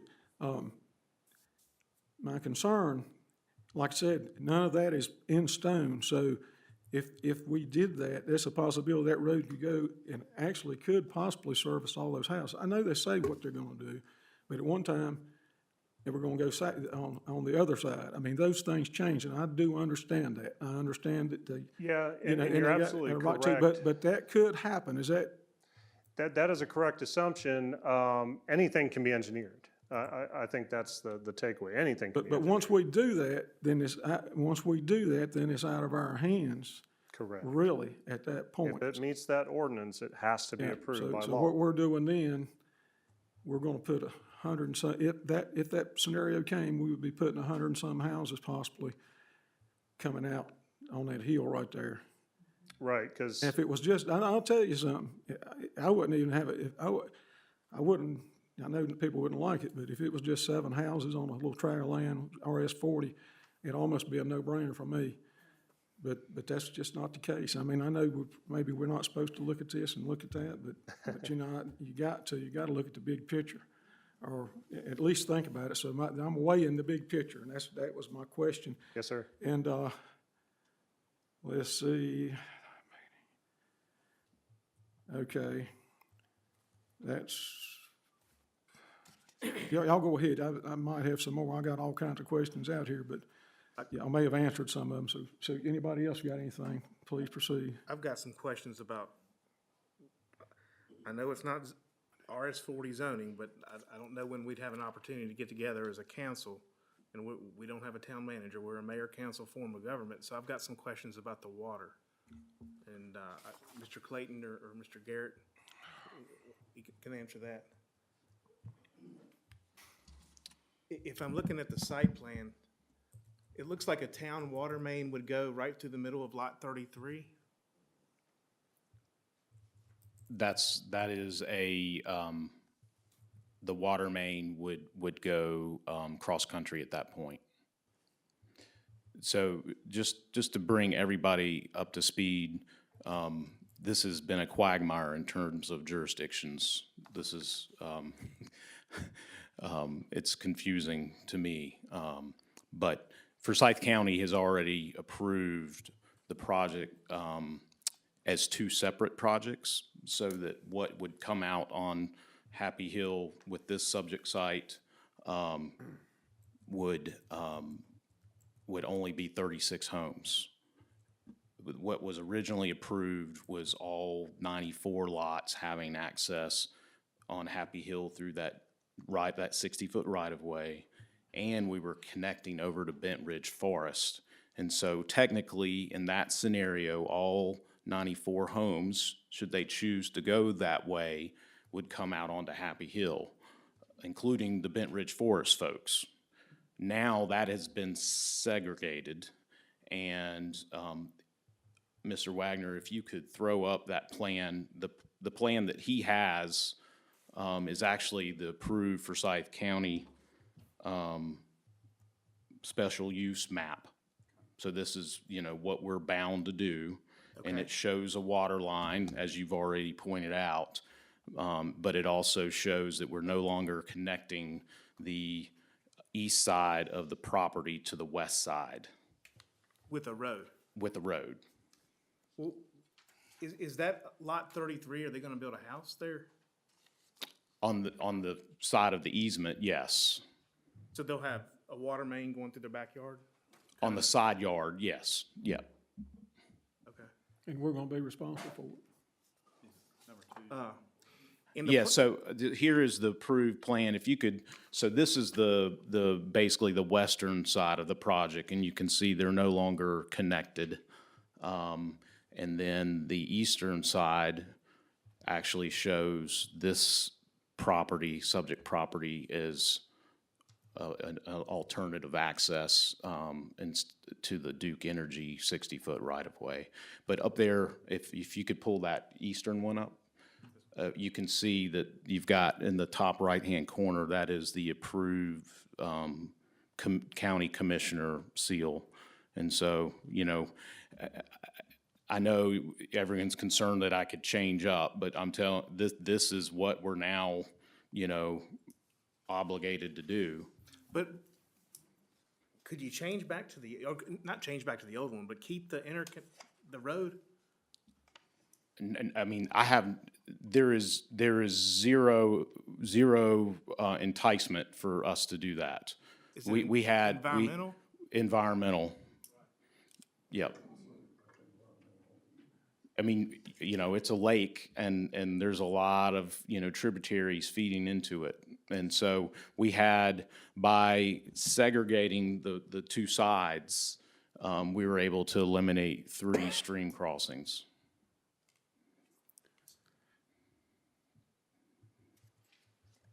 I don't know much about the water line installation. How, is that stream at the bottom of a gully? I'm trying to think in my head how our water line would. Yeah, I'll have to bring Mr. Clayton up for that.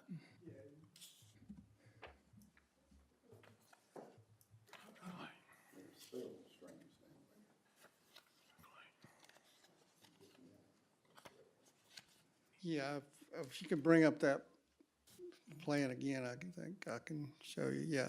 This one or the? Well, go to the first one first, where it's coming off. Yeah. You can zoom in down where that easement's leaving that, the entrance road there. Down on the bottom right. Yeah, down bottom left, yeah. Yep.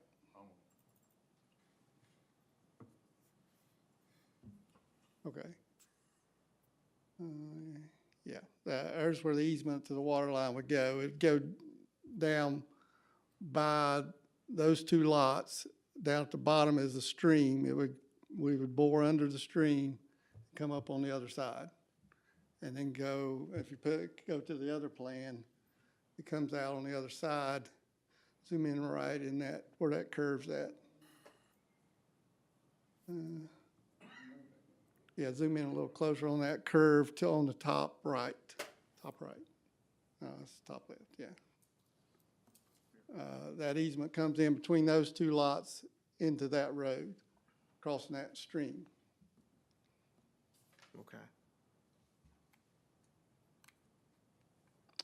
And that gives us the service to those back lots to get water out there. I think there's 65 lots on that side, 36 lots on the other side. Okay. Quick question, is this the county line? That's the county line, yes, sir. Mr. Clayton? Yes. Who are you talking with? Are you talking with anybody with the town of Stokesdale with the water lines? I know you're doing the engineering for it. I heard there was some high-level conversations going on, and I don't know anything about them. And, you know, I mean, the original back in 21, we got to that point. and who was you talking to then? I was on council, and I mean, all of a sudden it got put up, and we seen it was a great deal. We're gonna get a water line. We thought the folks in Happy Hill, because for years they said they, you know, they wanted water, and I guess it was late because now the houses tore down. They needed it with the shallow wells, and they dug deep wells, and they don't need the water line. Yeah. We may have done it a disservice instead of what we thought we were doing. And so we did vote on that because we've always extended water lines in Stokesdale with the developers in 95% of the cases. There's been a couple of things, and I just, you know, like I said, I hadn't found anybody that's been talking to anybody, and yeah, you know, I mean, you know, there again, this is the first step in the process, and yes, we're counting on, since we did it in 21, we would still continue that Yeah, because we had to take Especially it, with the we had to city. eventually take that thing over, and we're responsible, and you're running all up and down there hills and hollows, and they start breaking, it get expensive. So, you're really not talking to anybody in Stokesdale right now about that, you're just in a planning phase, is what you're saying. And I know that don't really have anything to do with zoning. Originally, we talked to the mayor at the time and the town clerk back in 21. Okay. Yeah. You're talking about now bringing the water line up to the property that you're, that we're trying to rezone tonight, or you're trying to rezone. You're not talking about going across that 60-foot right-of-way, going down that way, are you? Down, I'm sorry. You know the 60-foot Oh, right-of-way you no, said we was would not. rezoned but wasn't rezoned? Or We you would didn't not say put the that? water line down. We wouldn't route that water line down that easement at this point, no. At this point? Right. No, there's no need to. I mean, we would come down through the access of this property we're talking So about you would tonight. come up the, I don't know, it's 3,000 feet or so? I don't know About how many feet it is. 3,700 feet, actually. What are, how yes. many? About 3,700 feet. Yeah, I think it's pretty good ways. So that, you would go up to that property and go down that right of way with the water line?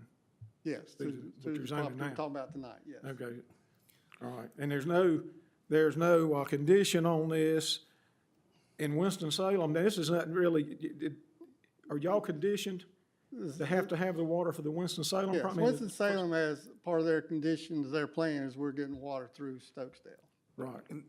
So that was part of the, In the planning board meeting, y'all held up a document that was, like, the condition was in that document. Do you have Yes. that, like, document that shows that condition? I don't know if Greg's got it or not. next is. It's actually, this plan that's up on the screen. Yeah, I mean, at the planning board last week, we actually said, we again publicly said we was gonna put the water line in.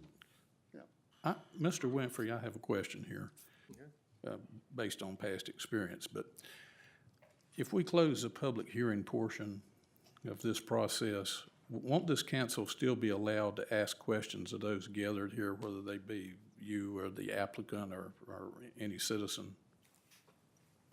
Yeah, you can still ask questions after the public hearing's closed. Yeah. You couldn't volunteer as a statement. What I'm interested in doing is getting a motion on the floor for council to discuss. Right now, we don't have one. I guess first thing would be to close the public hearing if that's what the board wishes to do. That needs a motion. This public hearing is closed? No, there needs to be a motion to close. I'll make a motion, we There's close not. the public hearing. I'll second. There is no motion. I have the authority. Am I correct, Ms. Martin? Yeah, Okay. I have the authority. Okay. This public hearing is closed. That's fine. If you got it, you got it. Taking my instructions from my clerk. Hey, she knows her stuff, so let's go. We'll go to jail together. That's fine, I'm not going with you, though. Okay. Tim might, No. probably needs to. Mr. Jones? Okay, I want to make a motion. That motion would be to deny the applicant for the rezoning case number 22-12-PLB-00031. I'm gonna second the motion. Discussion? I'm gonna say I'm a property rights guy. I do believe anybody that owns their own property ought to have a lot to say, ought to have complete say about it. And I say that as a homeowners association president. And if anybody is unfortunate enough to live in a homeowners association, they know that you can't do what you want to do with your own property. But again, I do live in one, and I'm the president of it. But I do believe that a property owner should be able to do whatever they want to do with their property. That's my discussion. Is there any other discussion? Yes, sir, Mr. Mayor. I've got several points that I'm going to make here. This is going to take a while. I'll try to be as brief as possible. I observed this, the previous council rezoned the property off of Coldwater Road, and this was the first time that town of Stokesdale water had been extended back over into Forsyth County. We buy our water from Forsyth County. I observed that Mayor John Flynn at the time provided a letter to Forsyth County promising water to that particular developer. At that time, he had no vote of council to sign such a letter. Council subsequently made a vote. I don't know how long it was after that letter was signed, but subsequently the council voted to provide water on Coldwater. I bring this up because of some technical points that the way our water system operates, the way our administrative process operates. The Coldwater project, there was no plan review, so no Stokesdale, no engineer looking at the plan on behalf of the town of Stokesdale reviewed that plan, and then there were no inspections done on that Coldwater Road water main extension over into Forsyth County. That gets us to Happy Hill. There was a subsequent vote by previous council regarding agreeing to allow R.S. Parker Homes to connect to the town of Stokesdale water system. Where I have several different issues pertaining to this. Like my good friend Mr. Landers pointed out, if it was just a rezoning case about 7 lots off of Happy Hill Road, it would be a lot more simple. As the applicants pointed out, there are multiple jurisdictions involved here, and that is unfortunate, but that doesn't mean that I'm an automatic yes vote on anything going across the county line. The town of Stokesdale currently has a cap of 300,000 gallons per day to buy water from Forsyth County. We're negotiating to raise that cap. And I think that will be done relatively soon, but I, as a council member at the moment, have to consider that it's still capped at 300,000 gallons a day. There's the usage that's going back over into Forsyth County. I don't know what that will, when it's completely built out here, what's proposed. I don't know what that usage will be, and I'm concerned about that. Just like Mr. Lander, if I grew up in this area, I've been up and down Happy Hill Road countless times. Not sure if I can brag about having rode my bicycle up and down there, but I've been up and down that road on tractors. I have picked up rock on farms off of Happy Hill Road. I have that merit badge. I'm well aware of the rock over there. God made that corner of the town a little rougher than he did the rest of Stokesdale, and the applicant can't help that, and those that are opposed to this rezoning can't help that. That's just a fact. It is rocky over there, especially along the ridges. Pyramid Quarry, Rock Quarry is right around the road, right around the corner on Pyramid Quarry Road. I am concerned that we would have a difficult time getting town of Stokesdale water lines installed there. I don't like the idea of cross-country water lines without interfacing with the town of Stokesdale engineer. We have no memo of understanding or interlocal agreement with Forsyth County, Oak Ridge, or anybody else here involved regarding the administration of our water system in Forsyth County into this development, and that concerns me. We would need to be able to collect a plan review fee and an inspection fee, and then we need to provide those services for this development. And until the town of Stokesdale is satisfied, I wouldn't want to see the plat recorded and any lots sold over in Forsyth County. Right now, we don't even have so much as one contact in Forsyth County that we're discussing these procedural issues with.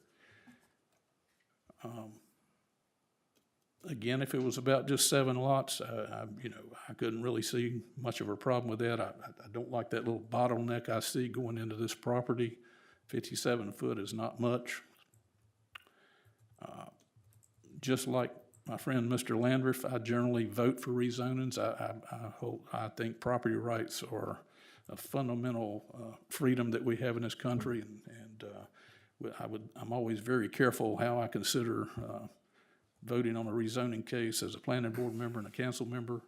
And in this case, I have done a lot of pondering. I have examined this several different times over a period of time, talked to various people.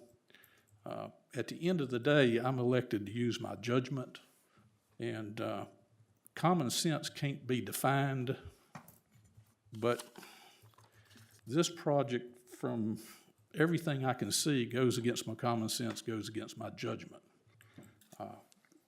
And I'm not voting for it. That's why I made the motion. Okay. I do want to say safety was brought up a couple times tonight, and the folks encouraged us to come out and see the property. I have done that, and I couldn't imagine that number of cars on what is now a driveway as you're coming from 158. Yeah, coming from 158 down Happy Hill, you kind of go over a little hump. So if you're sitting here in the new subdivision trying to pull out, you know, 1 minute you look to the left, you see nothing. And then, my goodness, it could change just like that. And if you've got that many people coming out of that, it's just not a great spot for a subdivision.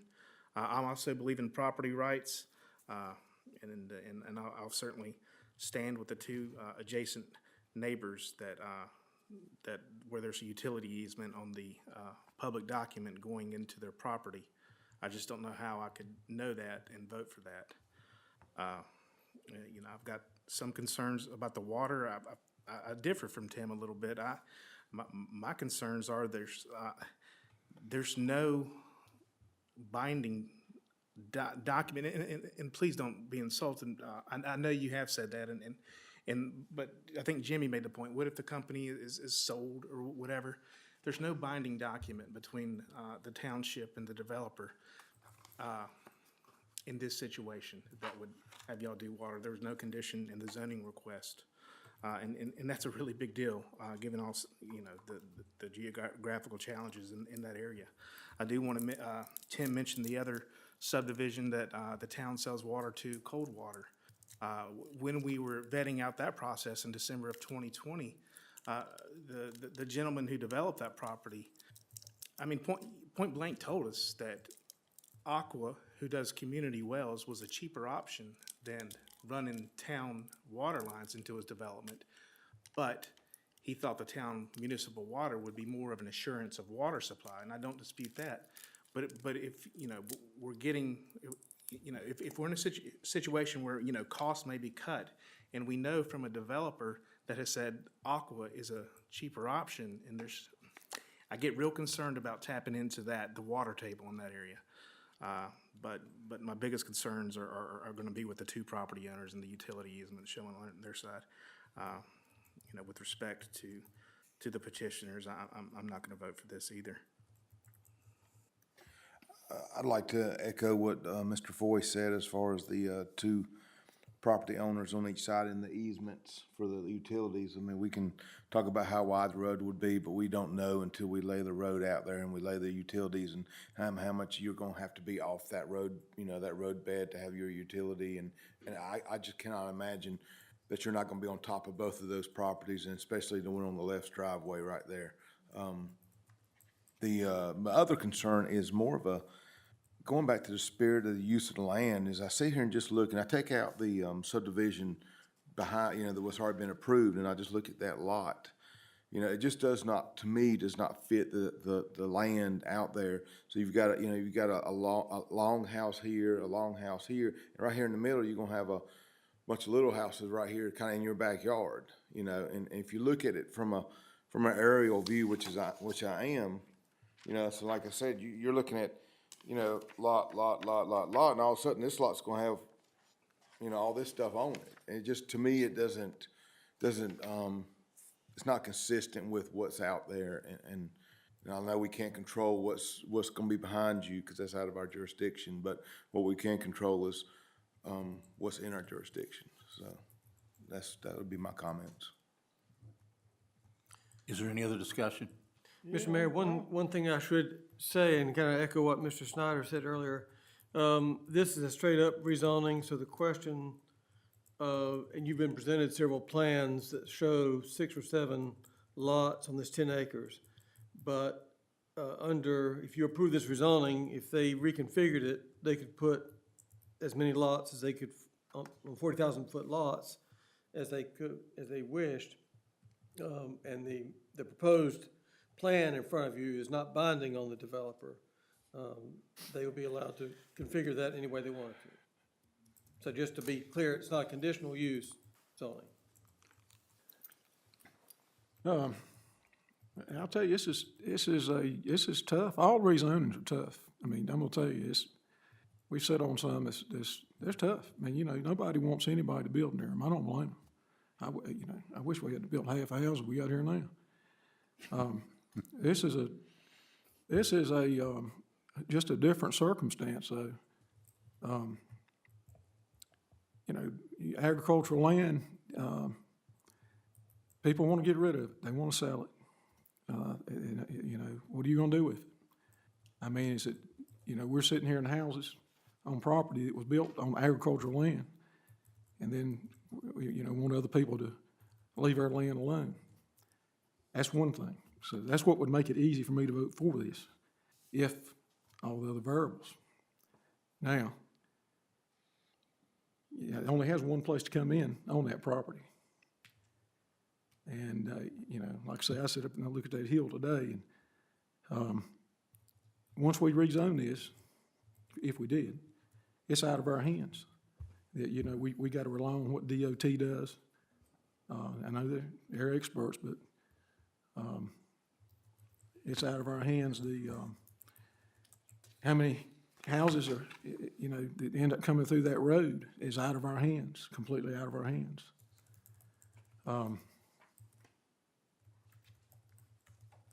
It's a tough one to me.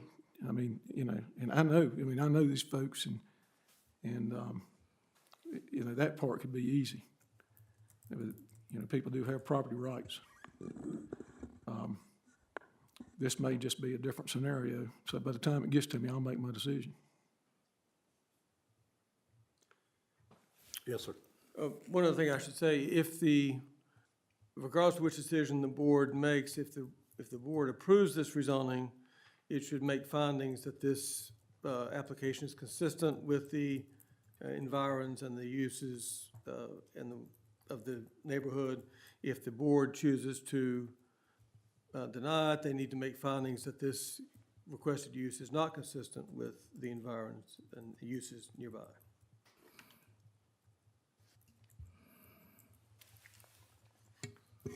So are you saying that there's things that we can't take in consideration? No, I'm just saying you need to, the law says you have to base your decision on is this particular requested use, is it consistent or inconsistent with other adjacent land uses, and is it going to impact the quality of life of others in the neighborhood, and make findings that support a decision to decline it or approve it. Mr. Winfrey, do you feel that I need to add a consistency statement to my motion? Is that what you're saying? I think I would recommend that, yes. I thought that might be where you were Now, going. what folks need to understand from what I've seen tonight and what I've heard, I don't know anything for a fact because I don't have anything to do with Forsyth County, but whether we do this or not, the part at the lake and over to Van Horn Road is going to be done. Because, I mean, from what they said, and I don't know about the right-of-way, the 60-foot right-of-way. I mean, like I said, it never actually came before our council. So, you know, this won't stop. We don't have anything to do with that. So, you know, either way this goes, don't think that we're, you know, I hate it for anybody, and I hate it, you know, I mean, I hate it for property owners, everybody. I mean, it's a tough decision. Is there any further discussion? We have a motion and a second. Yes? Do we need a consistency statement? Mr. Jones is going to add an amendment to his motion. Well, I think Mr. Winfrey is telling us that this motion has to be modified with a consistency statement of some sort, which is tough. Our planning board looked at this just as 7 lots, and they may have been told they had 70 foot at that bottleneck. I can't ascertain that, and I haven't reviewed the electronic recordings for that particular meeting. That may have impacted their decision somewhat. they have looked at it just from the perspective of the 7 lots. It's my contention, we're supposed to look at whether or not a particular development is consistent with a given area. And it's my contention that this area, because of the topography, from the roads to the rock to the layout to the bottleneck, I'm looking at that as inconsistent with good planning. And that's my consistency statement. That I realize staff has recommended approval of this, but I just don't know if they're taking into consideration all these factors. Again, like Mr. Landreth, I'm very familiar with Happy Hill Road, been up, down it, I didn't live there, but I've been up and down it all my life at one time or the other frequently, and have worked on farms over there. So it's not, I don't have to go look. I'm already familiar with that area, really. And I think that is my issue. This area does not lend itself of being consistent with the previous developments we've approved. Is that sufficient, Mr. Winfrey? I think that's right. So if you're amending your motion to incorporate that, and then that need a new second for that, and then you be in business. I'll keep my second on the table. Any further discussion? Mr. Rigsby? Just to clarify, your motion is to deny? My motion is to deny, Mr. Rigsby. I'm aye. Mr. Foy? I'm aye. Mr. Landreth? I'm an aye. Mr. Jones? Aye. I'll make it unanimous. The rezoning has been denied. I still would like to talk more about I mean, they're still gonna be able to do the subdivision, and that's fine. We just need to be in a different spot. But this, internal road connection, it doesn't make sense to me that there's now, this one subdivision is now gonna be 2 subdivisions, and there was an original plan with 1. And if you look at the conditions from the approval of this, from Forsyth County, the written conditions, it does have other requirements in there that says, should Stokesdale or Guilford County decline to remove the internal connection between Lakeside Manor Drive and Bent Ridge Forest Drive as proposed, a public street connection will be required between Bent Ridge Forest Drive and the Guilford County line as shown in the previous site plan, which, the previous site plan was just one road. And I would like for Stokesdale to have a voice, in that feature, because, one, it's our water line, and I showed you my concerns with traversing right to the middle of a lot and all that. So, I mean, with that, I'm gonna make a motion that Town Clerk, Ms. Del Martin, draft a resolution and obtain Mayor Crawford's signature in reference to the Forsyth County approved site plan F-1623, stating that the Town of Stokesdale's governing board respectfully objects to Forsyth County's decision to remove the internal road connection between Lakeside Manor Drive and Bent Ridge Forest Drive that was originally approved in rezoning case F-1597. And to include verbiage that the resolution stating that we request to add back an internal road connection aligns with the requirement in the written conditions of zoning case F-1623 pursuant to North Carolina General Statute 160D 703, and that the developer has signed off to agree to these conditions, and this is where he has signed off to do that. And that removing the internal connection resulted in Stokesdale municipal water lines going through 3 lots, backyards, and removes the practical connectivity desired in new subdivisions.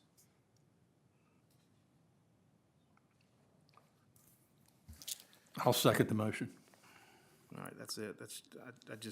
I don't understand why there's one larger side going to Van Hoy and one smaller side going to Happy Hill. Is there any discussion? Mr. Rigsby? Aye. Mr. Foy? Aye. Mr. Landreth? Wait a minute, y'all stop me on the discussion. So, can we go back to discussion? Yeah. Sure, please. So you're wanting them to reconsider putting the road through the development? the long road that runs almost kind of parallel to the lake. At one time, it was one road that connected to almost Van Hoy through Bent Ridge Forest and then down Lakeside in front of the Duke Energy property. Your concern's about the water line. Yeah, it is, going through yards. And my concern is about that there's almost 70 homes going through Bent Ridge Forest Drive, that with one access point. That seems excessive to me. It's certainly. That's not. Well, it seems excessive to me, given our limit is 50 on an entrance. Well, Oak Ridge's limit's 52, and it's in their extraterritorial jurisdiction. And actually, their ordinance reads better than ours. Their ordinance says no single entrance to a residential subdivision shall serve more than 50 lots. The single entrance is defined as the point where the local street network of a major subdivision or multiple subdivisions intersects the road network outside the major subdivision or multiple subdivision. So what it's doing is taking into account Bent Ridge Forest as well. Now, I'd be concerned about the water line, but I don't know, you know, trying to tell Forsyth County what to do. Well, I mean, that's gonna be putting, if we do that, we're gonna be putting, I mean, I know exactly where you're coming from on the water line, because I'm not for running water lines out through fields. But now you're gonna put 60 or 70 houses, I don't know, whatever the number is, coming back over to Happy Hill Road, which they may come out and go that way anyway, but, it's gonna put all. It would put them to. That could put them all. I don't know if this is a place to say it or not, but I'm for all stop on this until the town of Stokesdale has the proper administrative procedures in place to deal with having our water system extended over into Forsyth County. Well, I don't have an issue with the water system into Forsyth County. It's more of how the lines, water mains are. Well, Mr. Foy, why would we treat our water system any differently in Forsyth County than we do any other subdivision in Stokesdale? We have a process in place where we charge a fee, we have our engineer review the plan. If we approve that plan, then when this water infrastructure is installed, we have it inspected by our engineer or technical people. Correct. And this is a very serious issue, because once we take it over, the town of Stokesdale citizens have to pay for the maintenance on that from now to the end of time. That's correct. And so we are not ready to do this, in my judgment. Again, we have no communication with Forsyth County over these details.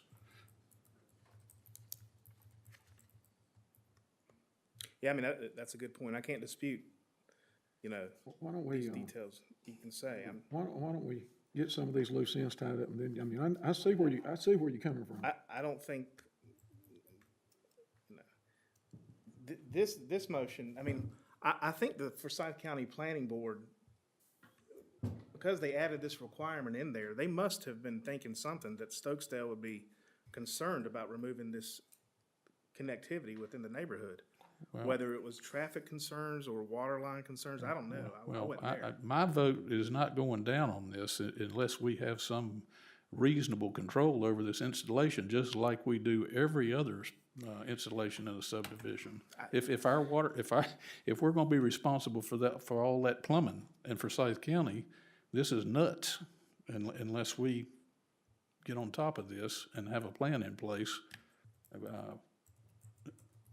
I don't see any other way we can do it. Okay. What are your thoughts about my motion? I'm perfectly okay with your motion. It is a motion to address one particular aspect of this total problem. Two particular aspects. Well, you got the access issue. Yeah,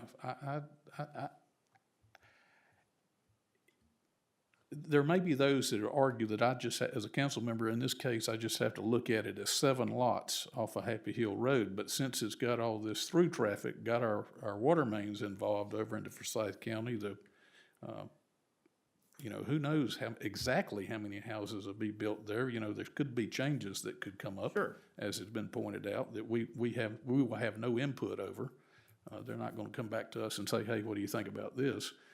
And so we just need to be consistent about what we're doing, and we currently review plans, we currently do inspections, we run a water system. We have to address that too, because we are our management for our water system. Has this come to us yet? I mean, you What's said that?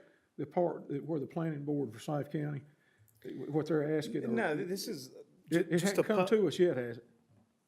Previous mayor It, signed a letter. did he it not? won't, no. It won't come to us. It won't come to us. You know, this document's out there, and if we weren't aware of this document, you know, it just, nobody would have ever known, is my guess. I don't think we would have been, nobody from Forsyth County gave us a heads up, like, hey, guys, look, this is happening. Just a heads up, your municipality, your town was called, you know, in one of the requirements of a rezoning here, because this does affect you. We didn't get any kind of warning like that, or heads up. And, Why would they but put- it is out there. Why would they put it in there? I mean, I don't quite understand why they put it in. I don't know, I wasn't there, but I'm sure the discussion was had that night, you know, of maybe why, because they had an original plan approved, and then a year and a half later, they had another plan approved. And I'm sure there was reasons to doing another plan. Right. But the second plan, I don't think it's, I mean, my concerns about the water system, my concerns about the connectivity, and the traffic on Van Hoy Road, really.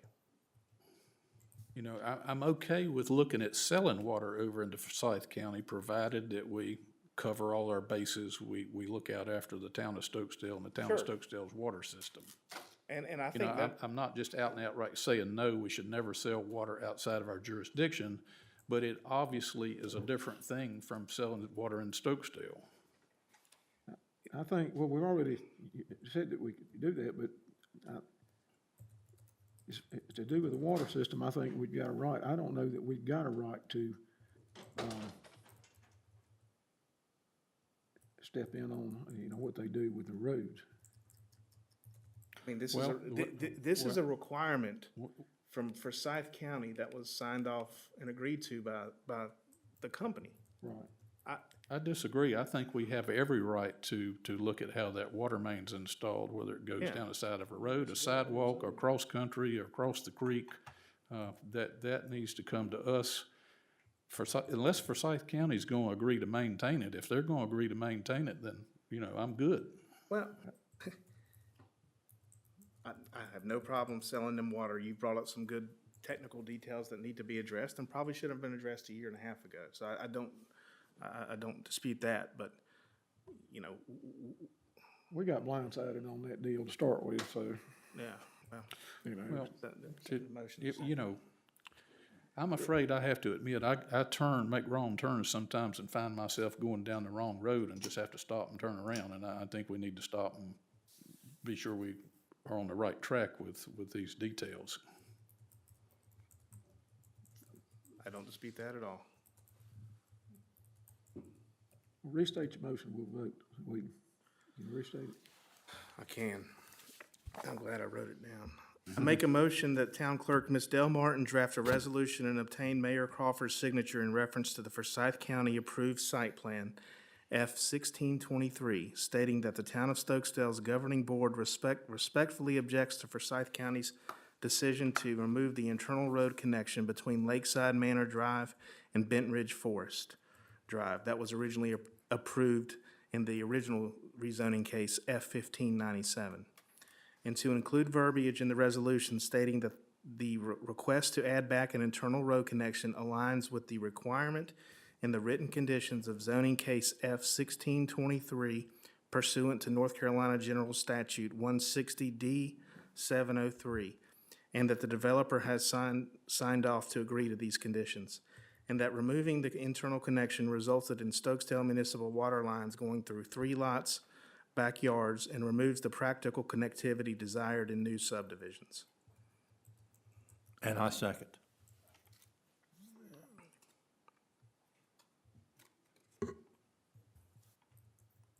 Jim has voted aye. Derek's voted aye. Jimmy?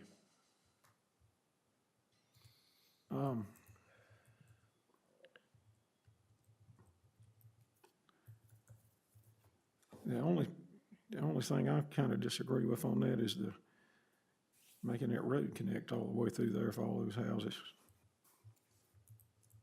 So therefore, I'm gonna vote no. The water part's right, and that may be too. I may be off base, but I'm gonna vote no. Mr. Jones? I'm aye. I'm also aye. All right, can we take a break? Take a break, yeah. We're gonna take a break, 10-minute recess. 10-minute recess.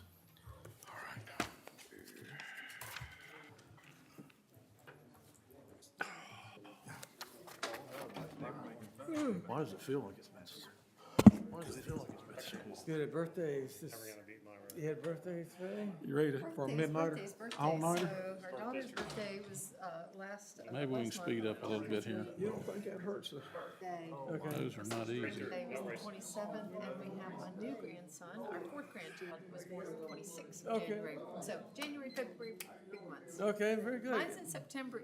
I've got the whole month to myself so far. Yeah. Good birthday month. Yeah, both my daughters were born in January, and I'm in September too. So, Oh, really? Yes. Both your dogs? My daughters. Oh. My daughters, yes. I was gonna say, well, you're very attached to your dogs. Yeah, that's right. Okay, both your daughters in January, that's right. Thank you for your help. Whoa, hold on. Is there a best number to reach you at, young man? Yeah. Have you got cards with you? 27 and 25. Yeah. Okay. Load me up. They're adults. They're well into their adult years. They're, allegedly, they're adults. Okay. Yeah, well, I was sometimes gonna I ask question if my Mr. own Bass health. was still there. He is still there. I mean, I definitely am physically, but mentally, I think sometimes I lapse. Okay. But yeah.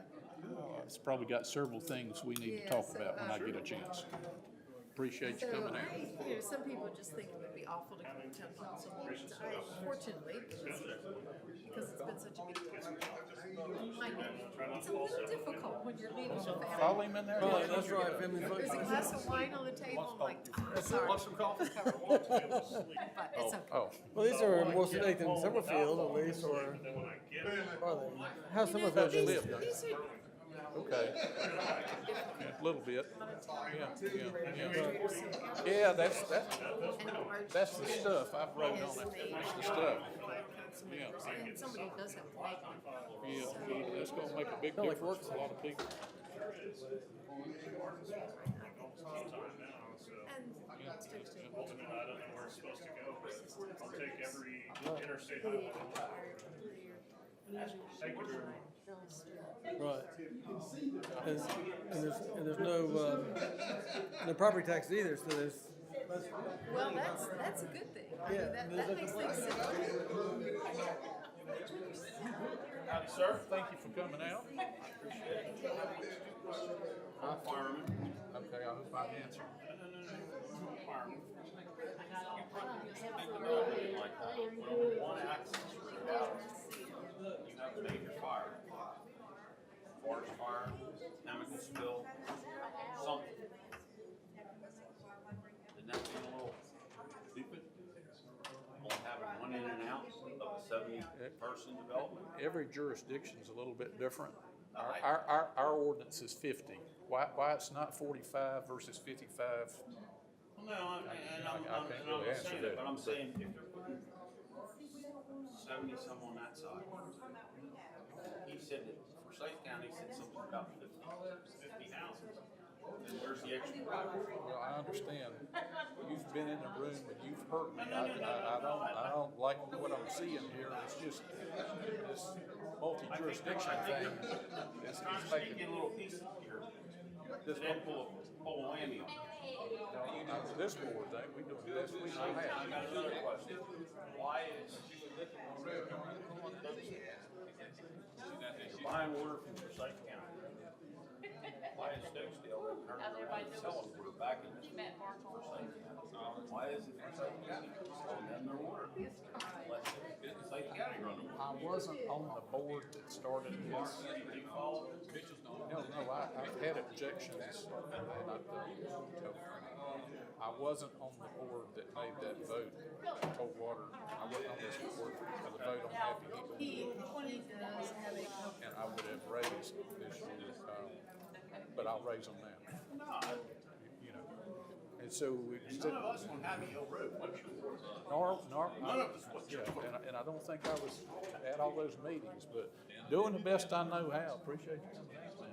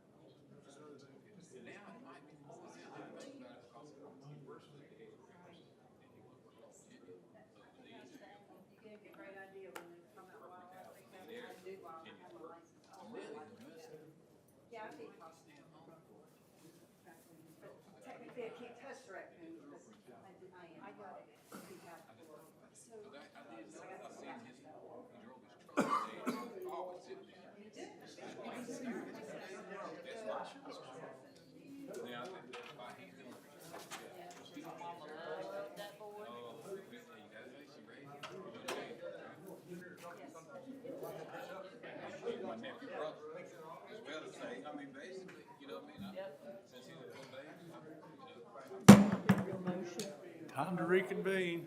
Can I make a copy of what you were reading? I got a lot of it, but I can't type that fast. I wish I could, but I can't.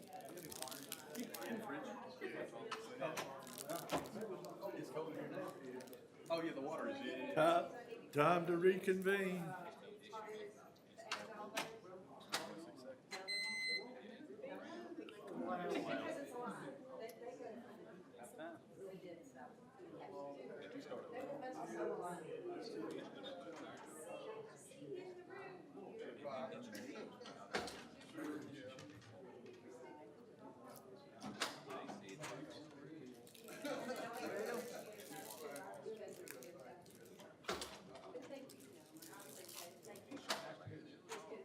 Thanks for coming. Absolutely, and we'll have to attend more. Please, please feel free. Thank you. Have a great day.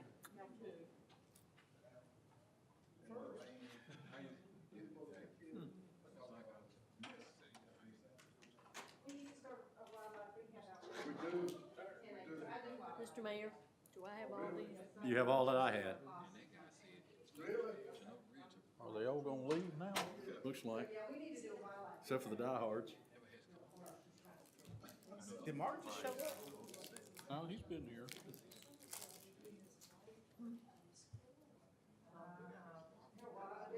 Well, let's see. Yesterday. One of our old basketball players. Yesterday, we talked about Jimmy. His twin boys. Oh, goodness.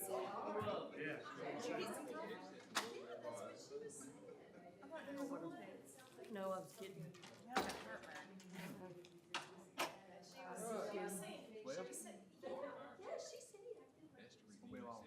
We're almost done. Almost done. We're on number 9 of 20.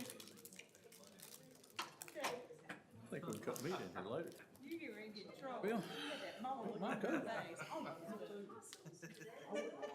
We're almost to the old business. And then we just got new business. Oh, then we He put his coat on, I'm gonna put my coat on. It got a little chilly, I didn't. well, we're running the heat on one side of the building, There's air a conditioning on the thermostat. other. I didn't touch the thermostat. Liar, Now, liar. we gotta pay this Oh, I bill. didn't touch this one. I know.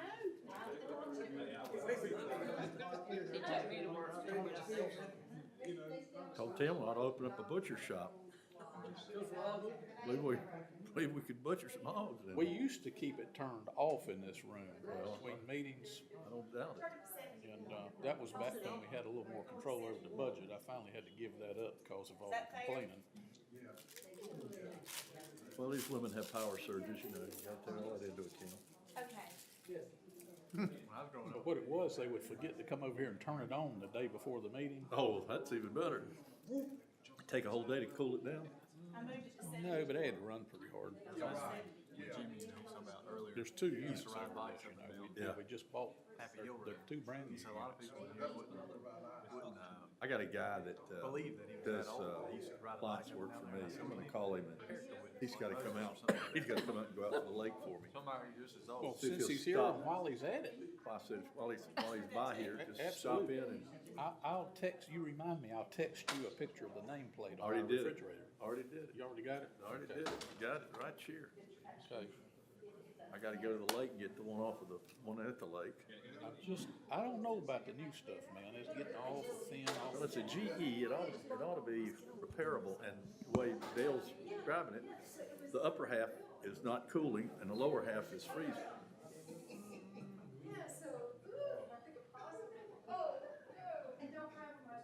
Well, no, don't worry. What do? We set a $450 limit on it? I think that's what it said. Yeah, maybe it is.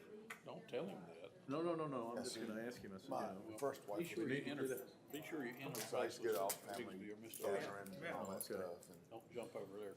No. actually, the house he's in, there was some discussion about my daughter buying it.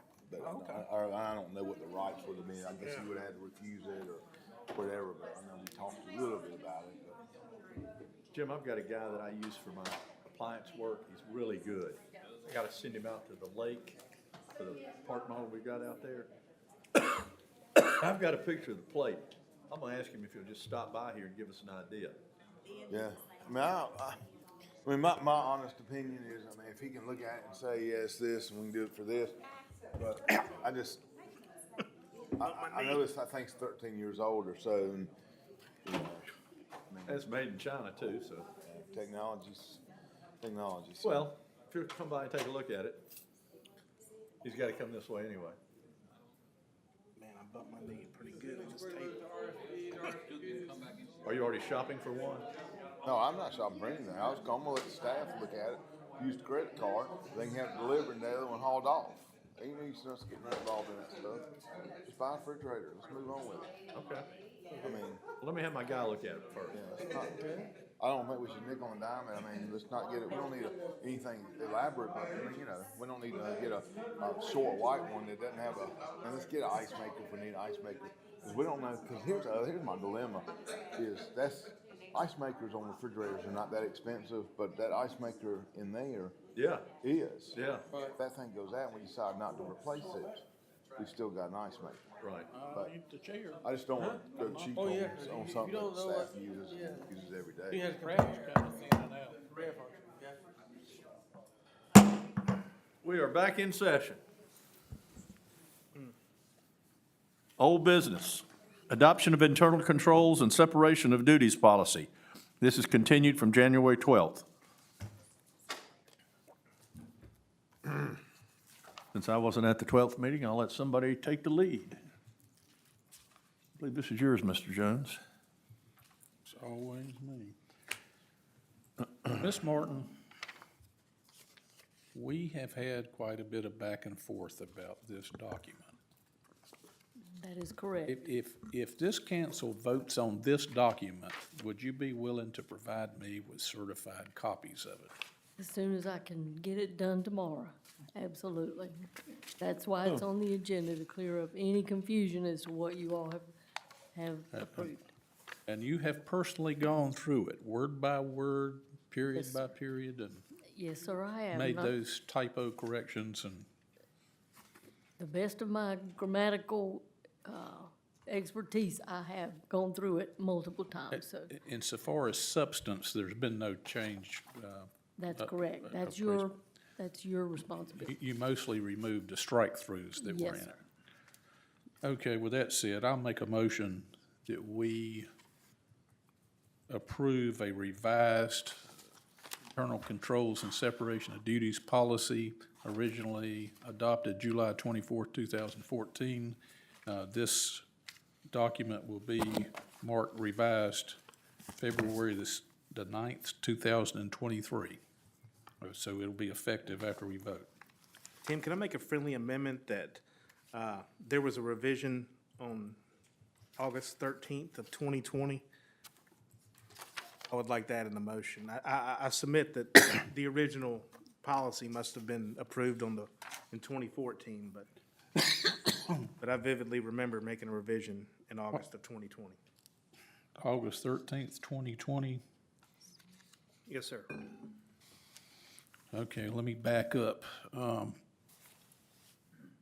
making a motion to approve the internal controls and separation of duties policy that is currently marked adopted July 24, 2014. Beneath that, it's marked adopted February the 9th, 2023. And then somewhere on this document, we want to take into account that revisions were made on August the 13th, 2020. Is that what you're asking for, Mr. Ford, that the clerk? It's currently in the bottom, in the footnotes. 8:30, okay, it certainly is. It's already here. Thank you, Ms. Martin.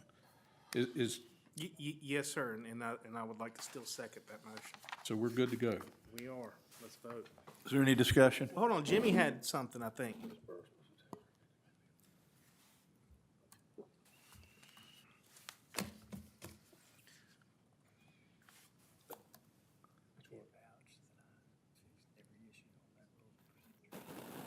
Ellis, we need to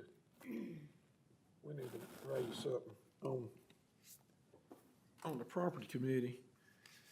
We come across things where we have to have somebody come out and take a look. And, we need to raise up this $250, to where if the scenario comes up that we've got something that can be repaired, that, might be a little bit more money. That's in the separation of duties. Jimmy, I would say that on page 5 of the policy, if you look a little more than halfway down the page, it addresses emergency repairs and purchases. Well, I know it does emergencies, but some of these things are not really emergencies. I mean, you could wait a month, but you're gonna have somebody come out. I'm not talking about buying TVs and things like that. I'm talking about a repair that needs to be made that you get into the process of doing, instead of starting on it, so you can get it finished, you're gonna get it repaired.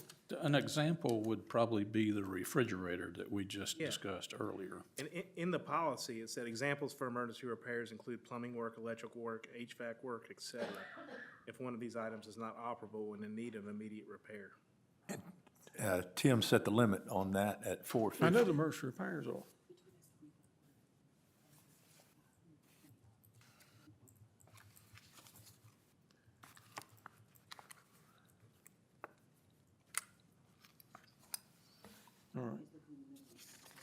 All right, well, I mean, I guess going. that's fine, I mean, okay, I mean, we'll call some of this stuff, maybe like the plumbing repair, Yeah, and the septic, I mean, all that could have been done with, per the policy without, yeah, but, that you call it emergency. That's fine, we'll leave it like it is. And if we have any issue, then we can go back to it.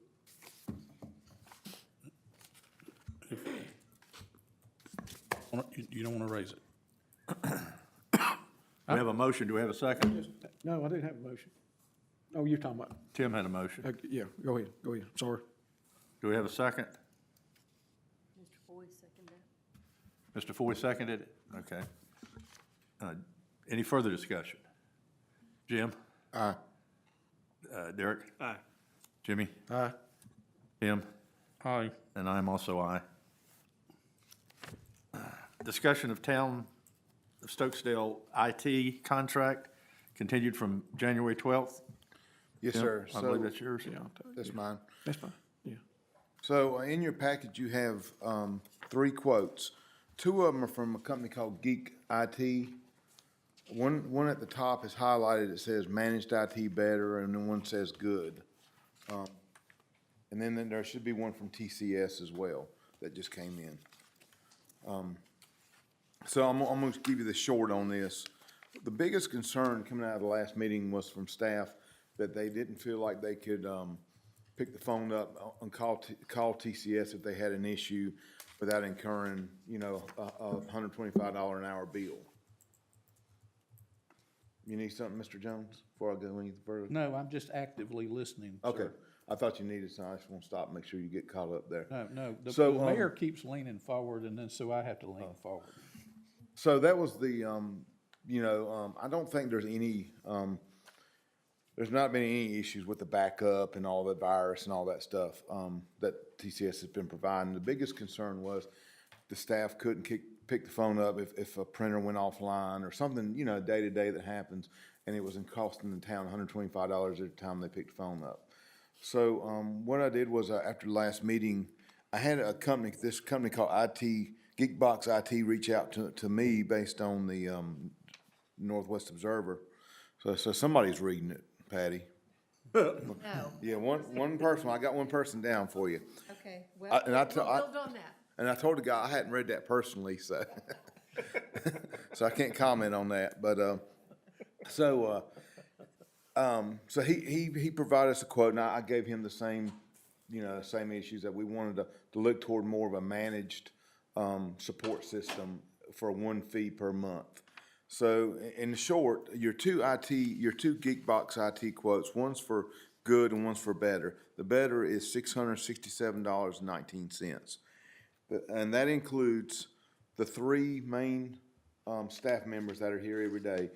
Their machines, if something goes wrong, they can pick the phone up and call and have support without incurring any additional cost. The other quote for Geekbox IT is a little cheaper. It's $427, but that kind of gives us the same thing what we had before. So it would be like $75 an hour every time we called. So based on the staff's recommendation, I kind of compared the Geekbox, the better quote, which is the $667, to the TCS quote, which is $677.84. So monetarily, there's not a lot of difference in the two. Both of them provide a backup solution, storage off-site in the cloud, and just like Geekbox, TCS provided us a package that will be, that will, and I'll read it. It says, full managed per full-time employee for 3 employees, fully managed support. So that's remote only. That means if they have to come out, and this goes for both companies, if they have to come out, then they're gonna charge us, the normal fees. But if they can handle it off-site remotely, then there will not be any additional cost to the town. Okay. So I think based on, everything that we've talked about, I think the best option would be to go with one of these 2 packages. I'll leave that up to council as far as which the security and maintenance and stuff is better. That's probably not for me to say, because I can't get into the weeds of the IT part, but, so I think both of them are probably sufficient enough to provide us security and backup.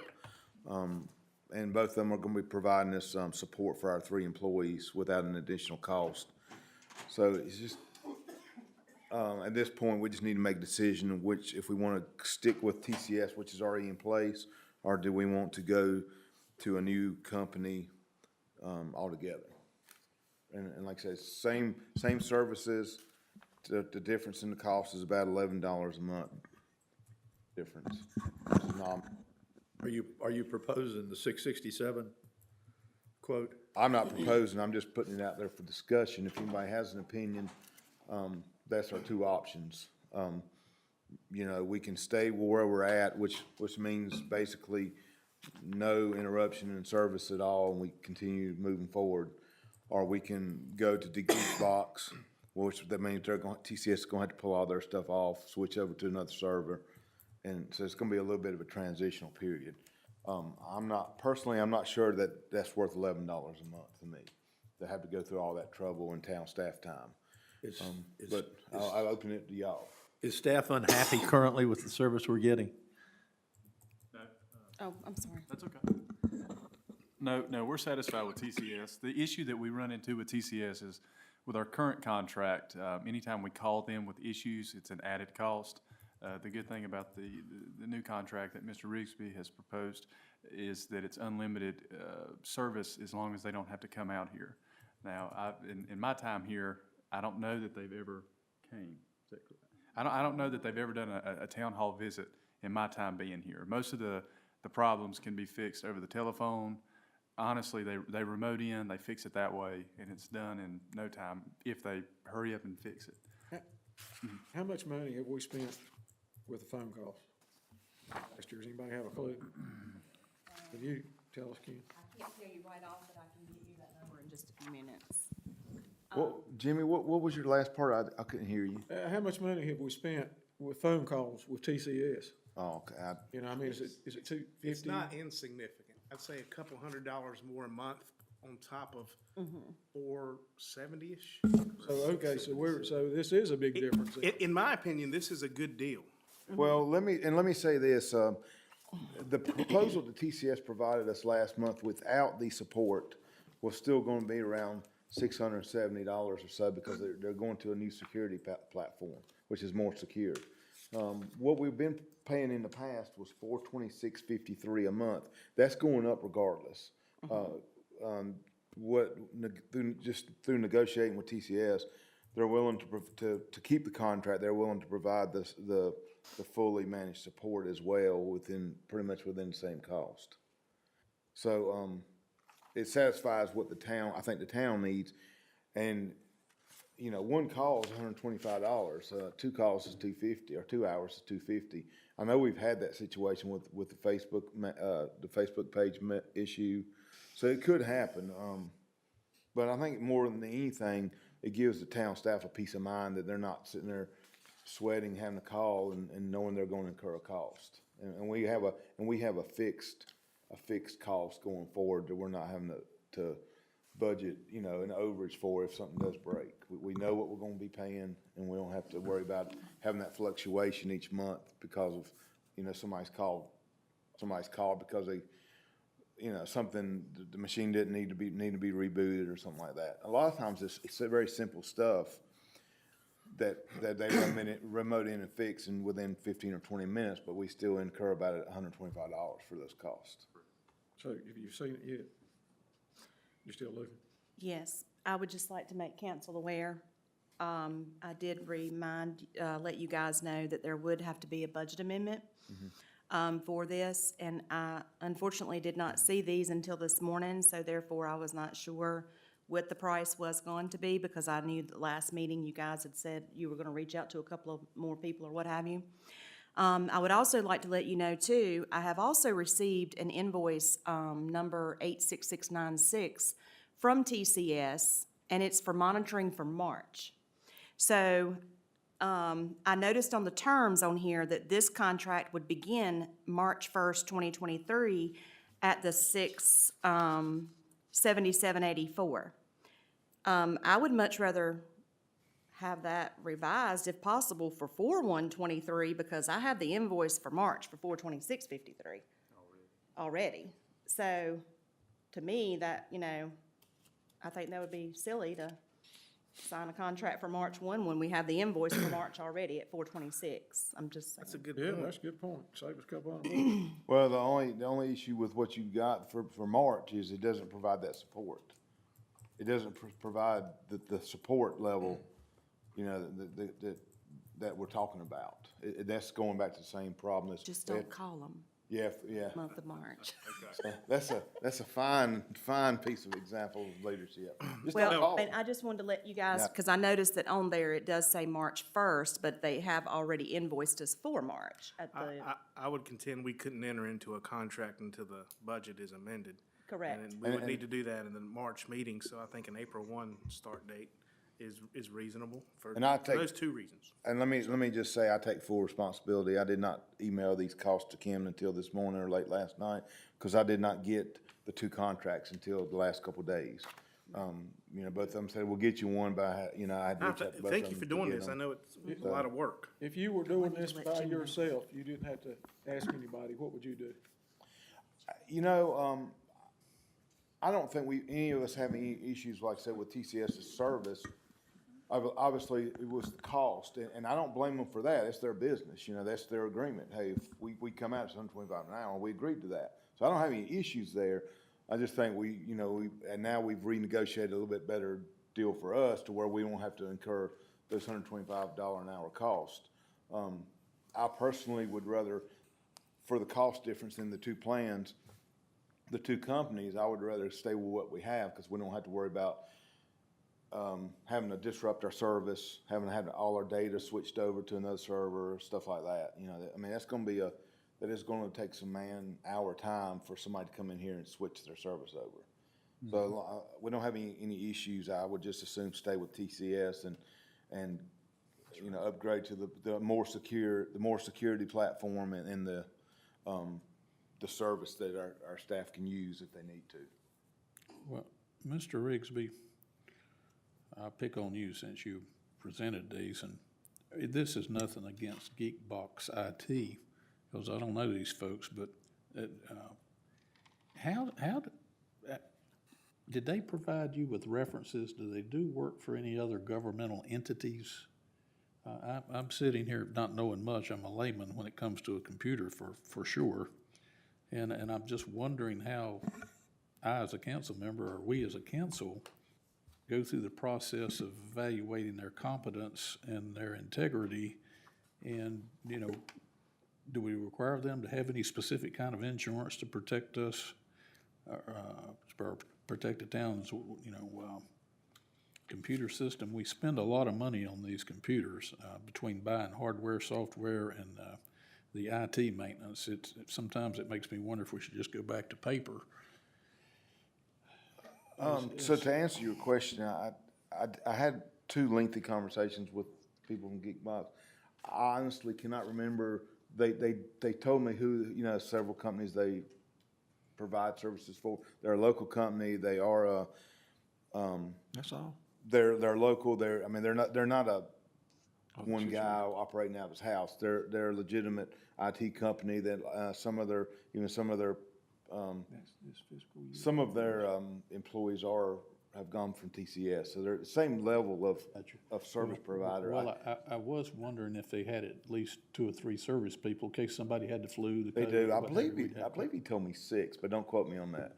I looked at their website, and so did I ask those specific questions? I can't say that I did or didn't, but I definitely looked at their website to make sure there were not a one-man operation, and they assured me they had enough support in place to support us, because they support a lot larger clients than us. The only one I've ever been involved in really hiring here for IT support was Tech Authority out of Reedsville. And I felt comfortable doing that at the time because I knew 2 different companies. I knew people that worked there, knew the owners that Tech Authority was performing work for. Mm-hmm. And so just somehow we have to figure out some way to vet these folks, whether it be asking for references or certifications. I don't know the answer to this. I'm not really up to speed on computer systems or a computer period enough to know what questions I should be asking. Ms. Martin? Mr. Jones, we have been with them for how long? 3 years, 4 years? I believe it's it's at least 3 years, and yeah. With current TCS. Yeah. Other than just the issues of calling recently, or say last 6 months, I think they've served us well. Yes, well, it just, you would want us to be careful what we do in regards to our computer system. It would really impact the staff negatively if we had things go haywire. Absolutely. And from my perspective, if we switch, which we can do, but it would be significant downtime for the staff while that's done. But Ms. Martin, if Yes. you had to make the decision yourself, solely yourself, what would you do? I'm satisfied enough with TCS. I agree with Mr. Rigsby that I would stay with them. Geekbox has not given us a super deal over and above what TCS could provide, so I don't have a problem with staying with TCS at all. All right, thank you. I'm gonna make a motion that the town enter into a contract with TCS that matches the document that we have in our packet dated 2/8. The quote number is TCSQ4744.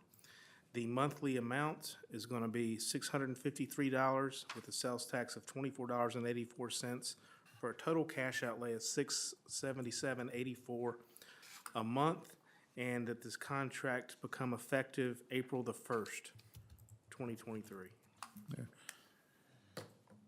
I'll second that motion. Excuse me, for a 1-year period.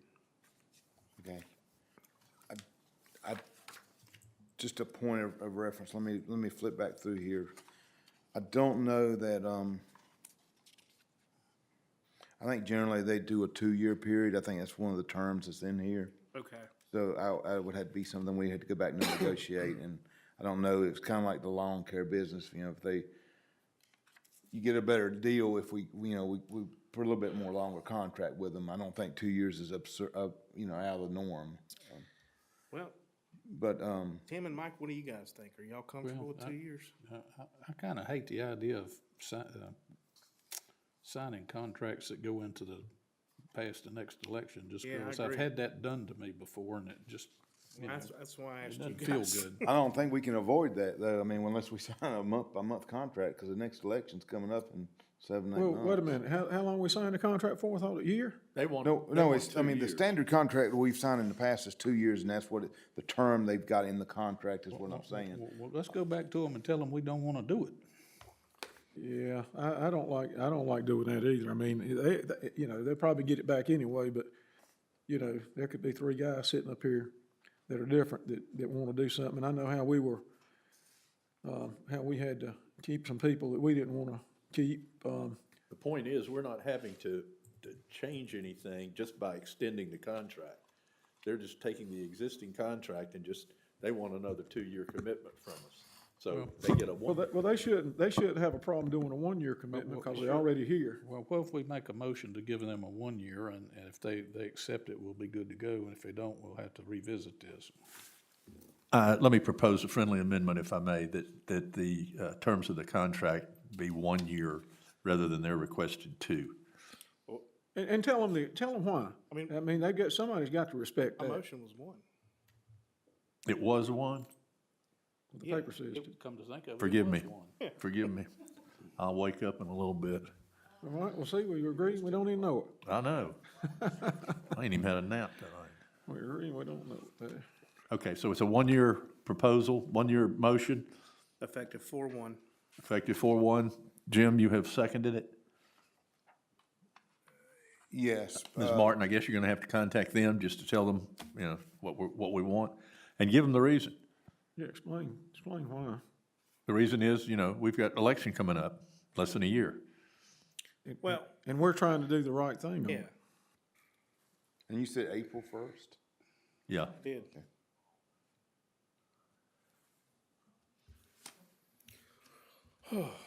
Any more discussion? Mr. Rigsby has been the one that's done the negotiations. I don't So you mind want, calling, okay, but- Mr. Rigsby, will you but- renegotiate this for us? I will reach out to them and report back.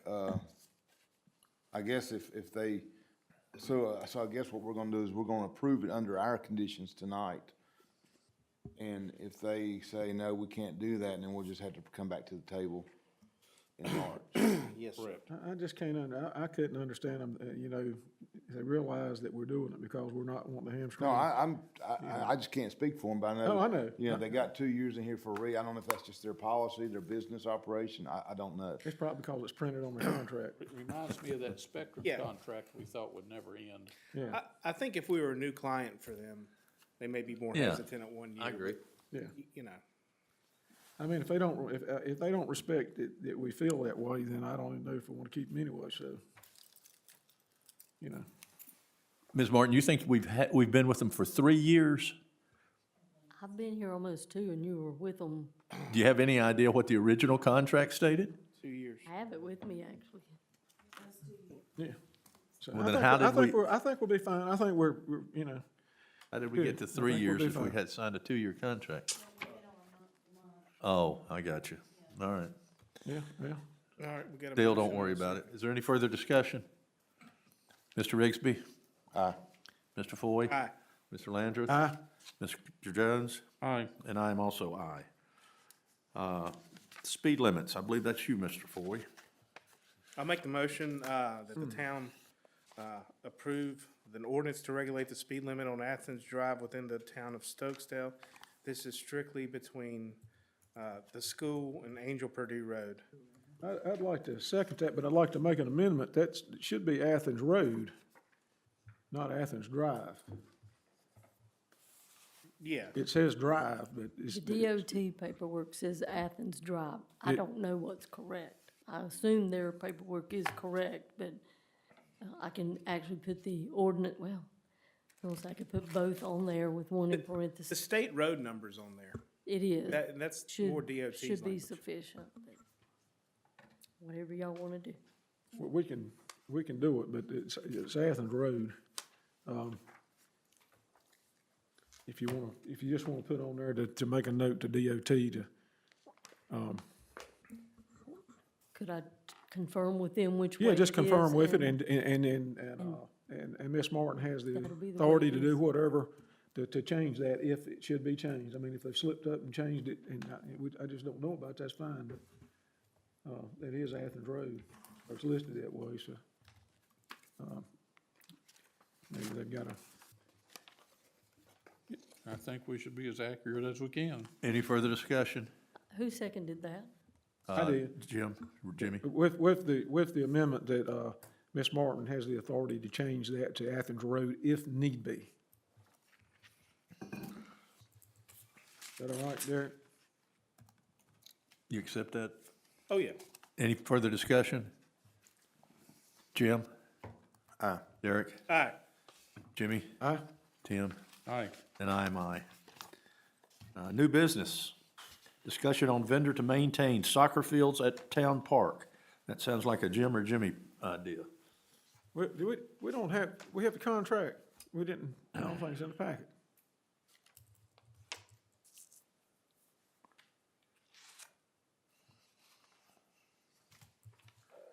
We had them under contract, Jimmy. Don't quote me on this, but if I had to guess, it was a one-year contract, but I don't remember. I know we redid it, but it almost seems like it was over a year ago to me. Yeah, the contract's run out, that's, Yeah, and that's that's what it what- was. Contract, until December 31st, 2022. Yeah, run out in December. So, I mean, we've been paying it, but do we have a copy of the contract they wanted us to, because No, we do not. we don't, so they're still, have they billed us? No,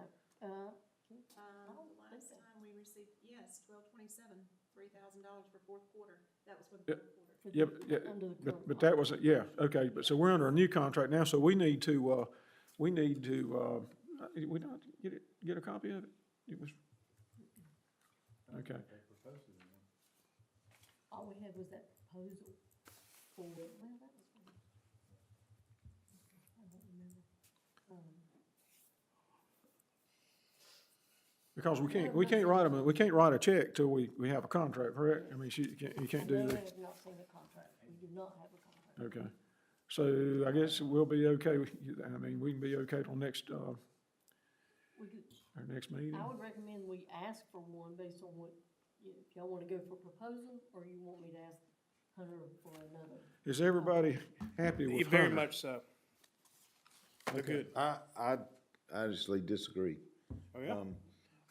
I don't know that at this point, in the stage and the point, I have an alternative, but, my two issues with them was, one, a couple times last year, they mowed and they left dead grass all over the soccer fields, at least two occasions, and I've got pictures of it. To a point where, a parent had to come out with a blower and blow it off the soccer field for them to use it. And then also the repair that they did to the, where they had to dig the hole for the water repair. The golden repair. I just, it's my opinion and some other professional opinions that could have been done a little bit better. And, so, you know, not saying that anything negative on them or anything, but I'd be open to, looking at some other vendors if possible.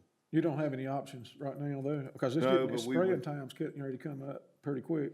Yeah, but, no, I don't, but we can certainly, I've had a couple people kind of reach out. One was the person that blew all the dead grass off. He mows Angels Glen subdivision now. He's their contractor. Yeah, He well, asked me about it, and I told him, I said, at that point, we were still under contract, but if we put bids out, you know, I'd reach out to him. Also, our current regular, mower, Excellence, you know, that would be another option, but unless we decide to like rebid it, I mean, there was no reason to go out and, you know, try to rebid it until we talked about it as council. But I'm just saying, I don't know that I'm in lockstep to just give them another year without at least talking about it. Well, Mr. Rigsby, that turf grass business is a whole nother world. It's a special reel mower.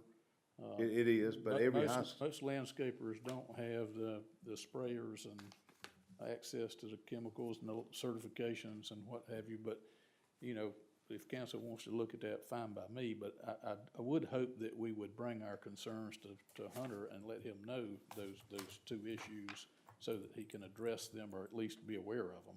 Well, we did on the dead grass, and. Correct. And we can let the staff get their. Were they responsive, Mr. Wagner? Tell the truth. Well, yeah, I will. I know I can think of at least two different instances where I was at the park, mainly after that repair was made. You know, I would go down there and water it in the mornings. Had a couple residents that would come up and make a comment about the dead grass on the field, and wanted to know if that was going to be fixed. And if I'm not mistaken, Mr. Rigsby had actually been down here. I think you might have gave him a call, and they said that sometimes they do that. They mow it so early in the mornings, they wait for it to dry out, and then they come and blow it off. Now, whether or not they would have came back without him calling, I don't know. But at some point, they did come back and blow it off. But it wasn't until after Mr. Rigsby called them and asked them to do so. Well, this fellow has all the necessary specialized equipment to service a athletic field, the turf grass, so that would be my concern. If you know, if you can find a competitor that wants to give us a quote that is in that business, and we can verify that, I'm fine by that. You know, great. And let me just give you, and I don't have anybody in mind right this second, but that was what I had been told for all this time, as well. However, I use Northwest High School as an example. Their football field is as in good a shape as this right here is, and it's done by an athletic coach with a John Deere with an attachment. And so, I think from an equipment standpoint, I think anybody could go out and buy the equipment they needed to do it. Now, from a spray-in and a chemical standpoint, most any certified body that's mowing is going to have those access to those, because they're already using them on. If they're a commercial mower, they're going to have access to chemicals and spraying license. So I don't know that that's that big of a hurdle. I'm just saying, if we want to at least take a look and see what kind of bid we could get to somebody that's comfortable. I mean, certainly don't want to reduce our requirement in any way as far as equipment or licensing or insurance or anything like that. I just want to propose, do we want to look at and at least give some other vendors a chance to look at it? Well, just speaking for me, I would want them to be able to demonstrate to me that they are in the business of taking care of turf grass and they've been successful at it. Don't know what's going on with the dead grass, but certainly if we're having service issues, then that's what we're having. I agree with you. I like to contend is, like I said, the repair that they made down there, I consulted with probably the biggest turf grass company in the triad, and was very adamantly told that was not done properly, and pointed out in many ways why it wasn't done properly. And like here's a picture of it, Mr. Jones, if I don't mess that up. And I'll just give you. Let me approach it. Show you Is this picture when the repair was done or now? Both. No.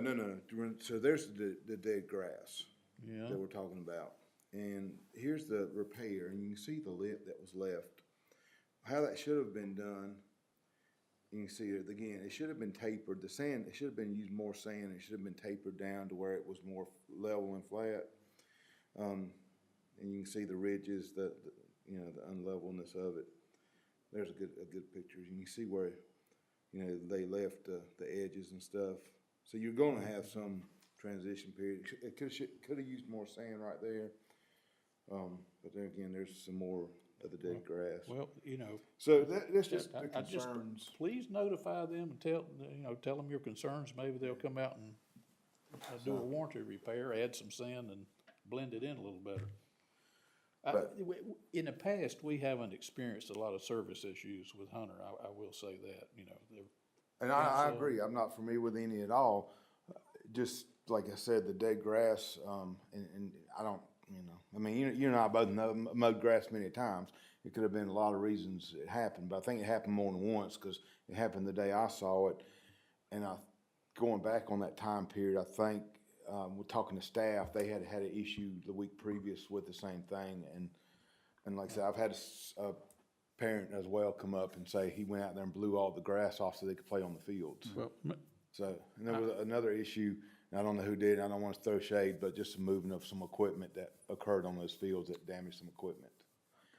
That, they tied a mower to it and supposedly pulled it. I had a complaint about that from a citizen as well. So, but I don't know that they did it or not. It happened. The goal got damaged. We do know that much. So. We've got a lot of people come out here in the evenings too that I think might move some stuff. Well, my understanding was it was done with a chain. Oh, well. A chain was tied to the goal and it was pulled with a machine and it damaged the goal. I've seen citizens out on those fields with pickup trucks doing various things. It's hard to police. One of these days we might all talk about putting a fence around those things like they have in Oak Ridge. People can't drive up on them. We might should have done that this time when and I just didn't think about it. True that. We don't have any maybe we should pursue getting the contract and, I mean, we don't have a, alternative right now. If you want to try to find some, I mean, we're gonna have to do something because it's gonna be spraying time. I'm not sure, it says in the contract, doesn't it, Ms. Martin, when they spray? I'm sorry, what's your question? In the contract, doesn't it say, when they spray to start with and all? I can't remember.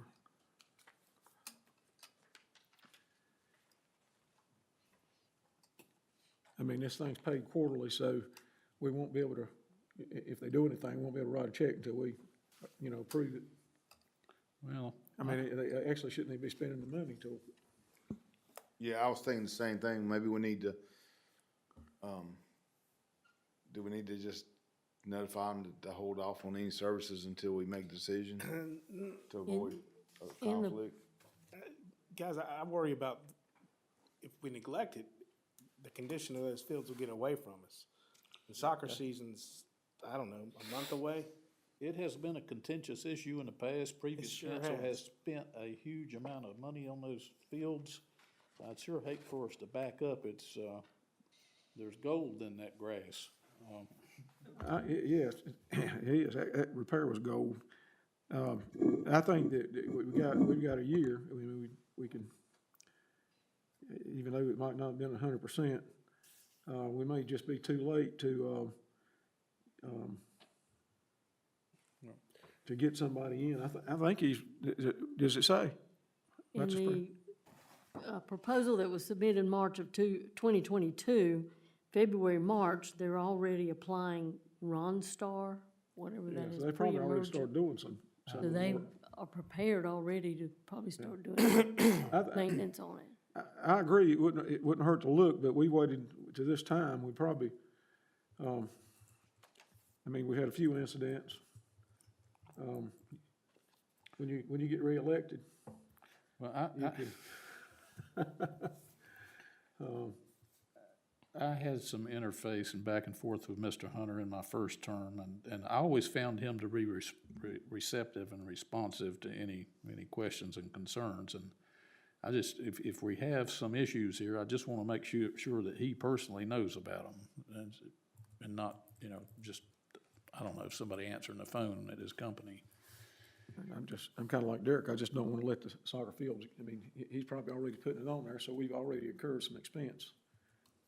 Bills quarterly, we can't sign a check till we have a contract. If we want to go there, we may be able to get some free advice from NC State University, some of their extension people, et cetera, if council thinks we need some expert opinion.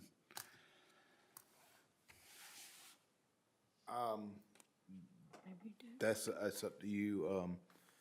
I mean, if we need to, we're not under contract with them right now, so I would have to question if they're coming out here spraying, are they, if we're not under contract, are they doing that on their own with the assumption that we're gonna pay as we were under contract, which is a big assumption. If it We was, hadn't told them nothing, I mean, it's just, I mean, I don't know the man. yeah, no, and I don't have a problem with Mr. If Hunter. he's doing it, he's trying to keep the fields up, and I'll tell you, I really appreciate it if he's doing it, because, But we just need to have some if he needs to, provide us a proposal. Because I think he went up on the price last year, if I'm not mistaken. He did. So we don't need to be shocked if he's planning on going up on the price again this year.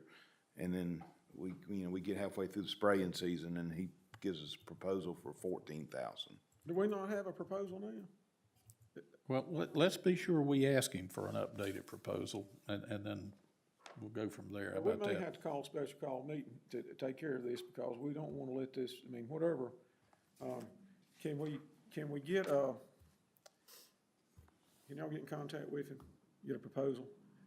And let's see where it is, and if it's something we can put off to next month, but we've got to make sure these soccer fields are taken care of. I just checked. I think I still got his cell number. I'll give it to you. Just as a point of reference, this proposal we got last year dated March 2022 was approved by council April 14th. And if their schedule is correct, they had already done work last time. Yeah, that's Is kind that, of is standard that procedure. contract for a year from March? Sorry? Is it for 12 months from the day we signed it? It was from, yes, we approved it in April 14th, 2022, and it ran out in December, so it really wasn't a full year. Okay. But the contract is out. And we haven't received any communication from them, say, hey, we need to renew, you know, do you want us to That send you? proposal for fourth quarter is the only thing I recall seeing. That's a bill. Yeah, that's the only thing I've received that I can recall, yeah. All right, well, we'll find out whether they've been spraying or whatever. If you wanna look at something, Jim. I can, or we can call them. My concern without even going out there, obviously, is that repair, the dead grass, which we won't incur that until the summer anyway. And without looking, there was a couple of holes not holes, but a couple large divots in the middle of the field where they tend to play a lot. And I don't know that has been repaired. That probably needs to be repaired as well. And I don't know if that's considered inside the contract or is that an additional repair? But Derek can probably tell me, is there not a couple places on the middle of the field out there? There are, where, the wear and tear is not level anymore. Yeah. I think 2 years ago, we had to have them come out and just re-sand some areas, and I do think that was an additional charge. But, yeah. Okay. So I'll get with you, Jimmy, and we'll decide who's gonna call him and what we're gonna ask him. All right, I mean, if you got an alternative, we'll look at it. Like I said, I just don't wanna let the, fertilizer and all that, you gotta do this stuff at a certain time of year. That's correct. Well, if we have questions, let's give him an opportunity to make it right. That's all I'm saying. Yeah, well, that's fine. Any more discussion? Just, once we have that discussion, we currently don't have a contract with him, so we need something. I would be interested in, just to throw it out there, repairs like the small ones inside the middle of inside the playing surface, that be worked into the contract somehow. So it's kept up on a regular basis without it getting too far out of hand that we have to pay him to do it. Maybe a suggestion, and maybe you already do this, but is there a log of current contracts that we're in and when they expire? Oh, sorry. I haven't had an opportunity to work in it. And Ms. Martin, that's cool. I know you're busy, but that's just an opportunity for improvement for the future. Absolutely. So we can stay. Because The ones I've worked I feel with, like it I was have just yesterday indexed. when we voted for these guys again. Time flies, Absolutely. So, but anyway, we beat this one pretty good. All right. Any further discussion? Consideration of a request, discussion and approval of dates for budget workshops, fiscal year 23-24 budget. Yes. Kim, you got the dates? I do. Guys, I sent you an email January the 17th proposing these dates for the budget workshops fiscal year 23-24. I based these dates on kind of what we scheduled for the budget workshops for 22-23. And I have proposed Thursday, March the 2nd, April the 6th, and May 4th of 2023. And I was assuming 7 o'clock, if that's good with you guys, or I'm just asking. Yeah, 7 o'clock. Are all of these Thursdays? They are Thursdays. They're the first Thursdays of each month, of these months. Good as any for me. Do we need to make a motion on this or just accept it? I think we need to make a motion. I make a motion, we adopt this recommended dates for the budget workshop. If you would reference Ms. Thacker's email dated January 17th, 23 regarding this. As stated in Ms. Thacker's email of January 17th, 2023. Thank you, I'll second. Any discussion? Jim? Aye. Derek? Aye. Jimmy? Aye. Tim? Aye. And I am aye. Consideration of a request for proposal RFP for audit firms for fiscal 2022 to 2023 financial records. That was I sent you guys an email February 4th regarding this, that you guys voted unanimously in the July 14th, 22 Town Council meeting for the finance officer to reach out to 4 other accounting auditing firms to solicit proposals for the next year's town audit. Councilman Jones requested an amendment to the motion that council review the list prior to mailing out the request for proposals. The amendment was accepted in the motion, it passed, excuse me. I sent a list out to you guys on July 27th of 2022 with the 6 auditing firms. And you also should have a copy of those firms in your packet as well. You will also find the RFP I wish to send out to the auditing firms. The town of Stokesdale has used this RFP in the past for auditing proposals. So I don't know if you guys have had time to look over this. I have. Okay. I do want to remove Rouse, and Gardner from this list. They've been, for one thing, have already been performing our audit for a number of years. It's time to switch as a best practice. Okay, done. If there's no objection from council.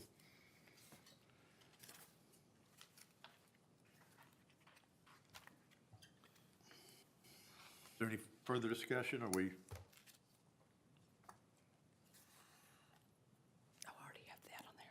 Mr. Jones, you had requested that I had send one to Gibson and Company. They were actually on my list already. Is that the company? I was wondering if they were not already on your list. Yes, they were already on there. Well, forgive the redundancy. It's okay. They may come in cheaper than themselves.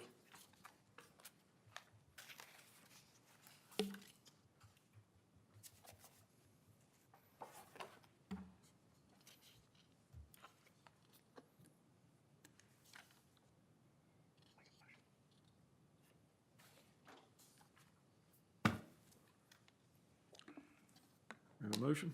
Have we already made a motion?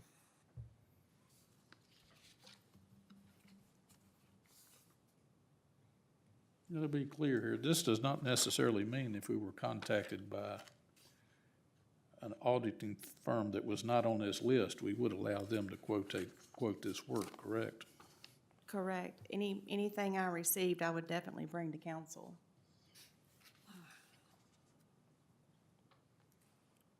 But if there's anyone else that you guys would like to add, just let me know the information. I'll be happy to send out. These were closest around the area. That's why these are the ones I chose. Are we requesting a one-year contract? If you look on, I did not number the pages one. It's actually the second page of the RFP. It does say that these would be for the 23, 24, and 25 fiscal year. However, it also stated in there that the town of Stokesdale reserves the right to request proposals at any time following the first year of this contract. So it's given you the option after. The new council would have the option to do that. Per this RFP, yes, because they have to send those contracts, like Mr. Rouse would send those each year to us for council to accept and approve.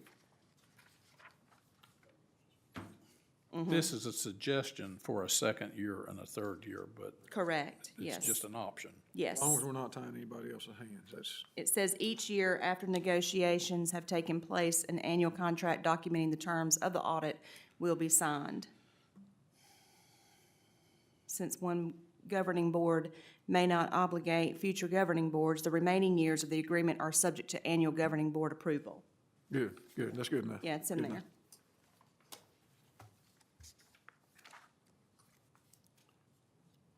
I'll make a motion that we have staff follow through and send the RFPs to this list I'll second. I'm trying to, I guess this list was attached to February 4th, 2023 email, Ms. Thacker? Yes, you also received it on July 27th. Okay, Yeah, second. that's my motion. And I second it. Got it? Okay. Any further discussion? Any further discussion? Jim? Aye. Derek? Aye. Jimmy? Aye. Tim? Aye. And I am aye.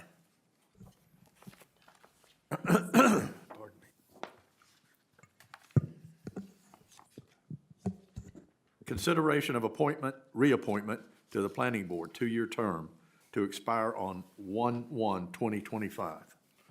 I'll make a motion to reappoint Michael Threet for an additional term to 2025. Is there a second? I'll second. Any discussion? Jim? Aye. Derek? Aye. Jimmy? Aye. Tim? Aye. And I am aye. Adoption of a final version of the Stokesdale Planning Board Rules and Procedures. Is this in our packet? Yes. If you don't, you look at mine. This is simply an attempt to clean the document up, the same as with the rules and the separation of duties policy. We found multiple copies with strike-throughs, just to make it simple for everybody to know what exactly was approved by council. We cleaned the document up. If you want to make amendments, of course, you can do that as well, but that's what this document is. I don't want to make any amendments, but I would like, I think we discussed this, some of us, when we do get a final document, final signs, the mayor and everything, if you would send it in an email, that this is the final document done on this date to us, and I'd like the minutes to be that way and everything, that way we don't ever have, not that we've had any problem, but That's that correct. way we have something to go back to, we say, well, this is it, and then we can take that piece of paper, and if it's ever a question, probably never will be again, but that way Absolutely. it takes that out of it, a couple of punches of a button, and Absolutely. if you can. That would also serve to protect us a little bit from a meltdown of the computer system in the town hall here. We would have at least part of the documents out there in the emails. That's correct.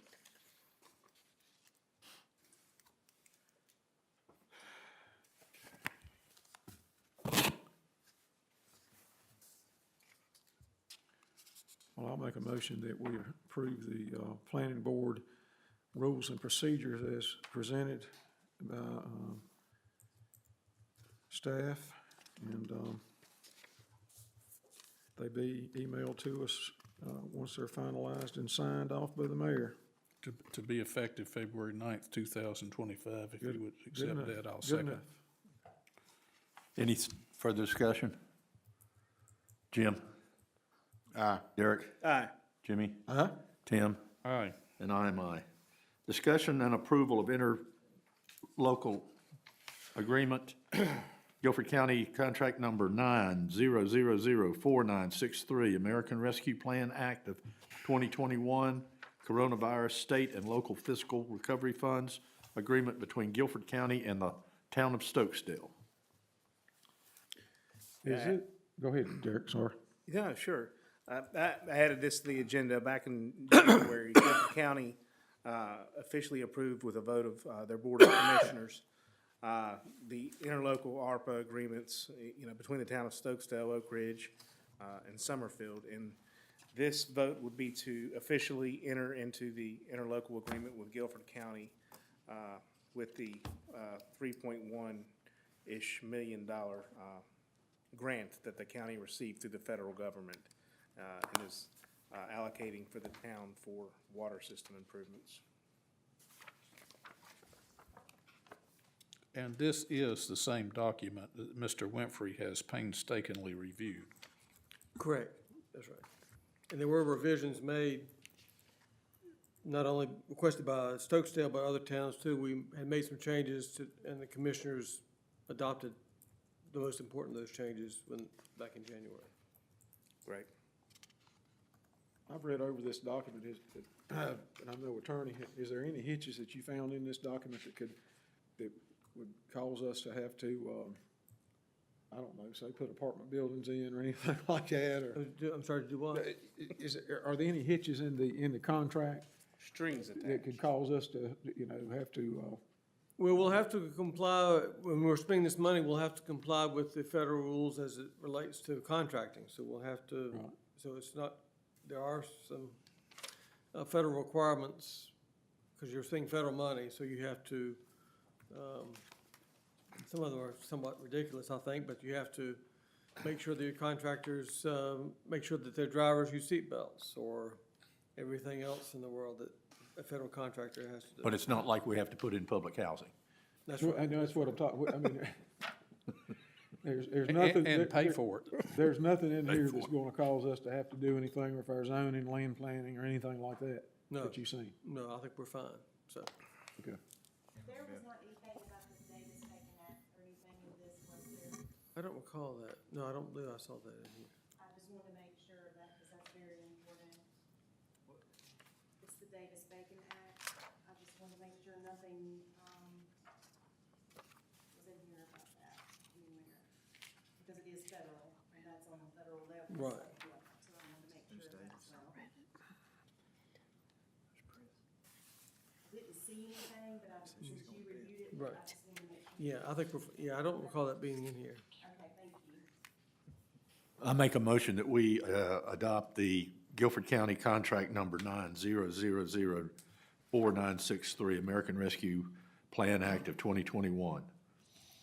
I'll second that motion. Is there any further discussion? And Jim? and Oops. authorize the mayor to sign it?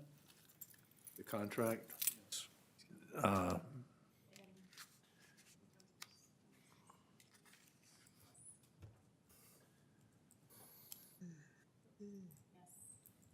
and myself are supposed to sign it. Okay, authorize the mayor and Ms. Thacker to sign it. Second. We want to keep you all out of jail after all. Well, I don't want to go to Atlanta. Jim? Aye. Derek? Aye. Jimmy? Aye. And I am aye. Consideration of job description of part-time administrative assistant position. I've already signed off on this with Ms. Martin. I don't know if anyone else has had a chance to look at it. Yeah, I'm okay with a job description, and I think it's good to have a job description in place, and this is something I think we need to discuss in the budget meetings and how we're gonna budget, if we're even gonna move forward with this. I see the value in doing that. But all we're voting for tonight is a job description, is that correct? That is correct. My one concern in it all that I discussed with Ms. Martin was just simply to be sure that whoever we hired had the necessary skills, and wondering how we would determine their qualifications based on their ability, for example, words per minute with their typing skills. And so I would want to make sure that whoever we hire is an employee at will, and there's some probationary periods wherein we could assess their performance, and if it wasn't what the town needed, that we would be able to look for somebody else. To Mr. Foy's point, we haven't even decided yet to fill this position. We're discussing that. Well, I understand. I also agree with Tim. Maybe, of course, resume, we'll be able to see, real life and practical experience. Also, some reference checks would need to happen. Any further discussion? One comment, I did discuss with Mr. Jones some type of typing test. If we do a speed test, we would have to get something offline. That's right. But what I'm familiar with is creating some scenarios and having someone compose some letters, create some spreadsheets. These are the type of things that we would need somebody to help us with. And so that's easily done, and we'll be glad to do that. Yeah. Ms. Martin, are you okay with this document? Is this, She authored it. Yes, I am. you authored it, so you're, And I need it filled tomorrow. Yeah, I just wanted to make sure that we Get get Rob to come somebody in that's over really gonna be of some help to you. Absolutely. yeah. All right. I make a motion, we adopt the job description I'll second it. for the administrative assistant. I'll still second it. Mr. Rigsby? Aye. Mr. Foy? Aye. Mr. Landrith? Aye. Mr. Jones? Aye. I am also aye. Council comment? We got one more. Two more that Tim added. Yeah, increase plan review and inspections. I can't even read my own writing. Am I right, Tim? I think so, Mr. Mayor.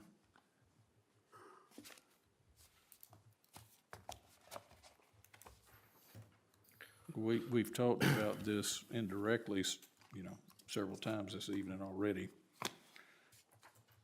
What we are currently paying to have Hazen and Sawyer review plans and conduct inspections is significantly more than the amount of, in a way of a fee we are collecting from the developer. And I think it would be appropriate to raise these charges and put those costs where they belong. I don't know exactly what they should be raised to. I hope maybe someone on council has got a good idea. Ms. Thacker, Ms. Martin, do you know what we're currently charging for a review of plans? Isn't it like 400? Maybe somebody needs to look at the fee schedule real quick.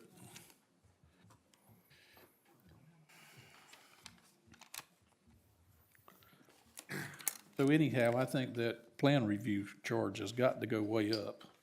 And then I want to charge something per lineal foot to conduct the inspections. It seems like we used to charge $1 a foot. I don't know why that sticks in my mind for the inspections.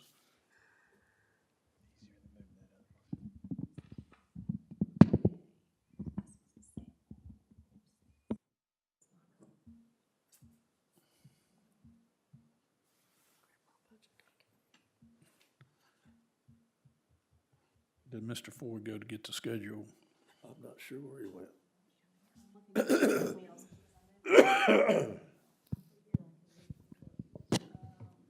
What are you proposing we raise it to? Well, that's a problem. I haven't done the math backwards to see what we really need to charge, but I just know that what we're currently charging is not even beginning to cover those cost outlays. You're talking about for the engineers? Yes, sir. Yeah, we need to, it needs to be whatever the cost per foot or whatever. Well, it's, we're charging 400 and it's costing thousands and thousands for this process. I agree with you. I wasn't prepared for this. Well, I appreciate that. But you gotta. Bear with me, I wasn't prepared for that. Hold on. The fee schedule. In the absence of any other information, I'm going to propose that we charge $1 a foot for the inspection. Did you come back with the answer? Didn't, but Where he went, answer Bill, wasn't a lot there.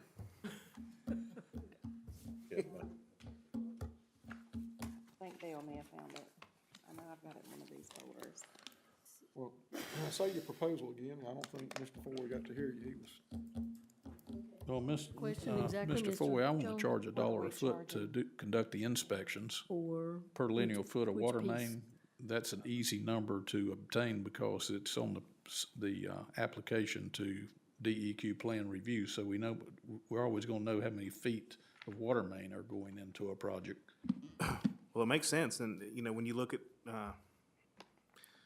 the inspection, the cash outlay we're inspecting on that, and the new subdivisions we're doing. I don't know, I may be completely wrong, but it seems like our previous charge for that was $1 a foot.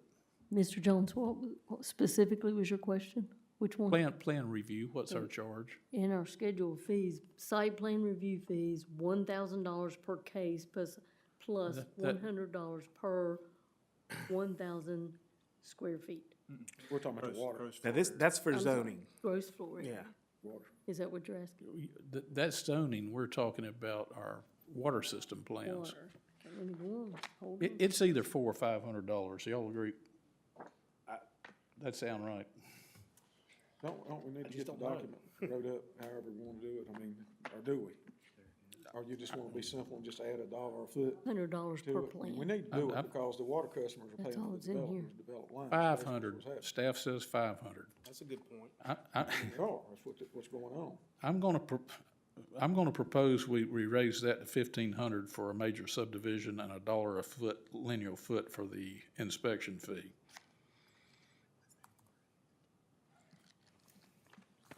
That's your motion? Yes, sir. What's your justification for the 50? You say it was But four? because we're bleeding a lot of money. No, I'm not, I don't want to, I see where the $1 a foot's going, but I mean, what's the, you're going from 4 to 1,500? 5 to 15. 5 to 1,500. Yeah, it's a considerable amount of work for the engineer to do, the interaction between town staff, the developer, and the developer's engineers.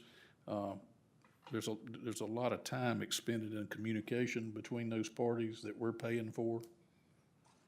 Would it not make more sense to simply just pass the entire bill over to the contractor through an agreement that says you'll be responsible for all fees related to the inspection process? And that way, we're not shorting ourselves or overcharging.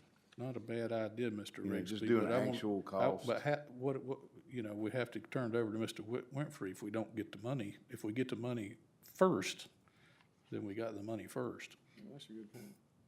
I don't want to overcharge folks, I want them to pay their way, but Well, you could do a deposit and then Well, do the deposit and they're responsible for actual cost. The other issue would be with that, make it difficult for, a developer that's in business to determine what their costs are gonna be. If we just say, well, hey, we're gonna have this service provided and you're gonna pay the bill, and they're gonna say, well, how much you think it'll be? And we're gonna say, well, we don't know, but here's what the last one cost. You see what I mean? Yeah, there's no predictability that way. Those are both good points. However, I don't know, could the engineering firm not tell us? Could they not look at it and say, okay, this is gonna cost you, I don't know, I mean, I kind of think we need to get some kind of, cost basis from the engineering firm to base this proposal off of. How they base their fee to us, and we should base our fee to them. We're spending, $3,000, $4,000, $5,000 a pop, basically. Right, and I don't disagree, I'm just saying whatever logic that the engineering firm charges, we need to pass that same logic down. And time is passing here where we're losing money progressively, so this won't fix it, but I feel like it's a shot in the right direction. One of the other things we're discussing with Hazen and Sawyer is using one of their vendors that does technical inspection, so we would still pay Hazen and Sawyer, but they would hire a subcontractor basically at a cheaper rate that would go out and do the inspection and provide us with a report and what have you. So we're hoping to cut down on some cost in that direction. Hadn't happened yet, but we're hoping to get there.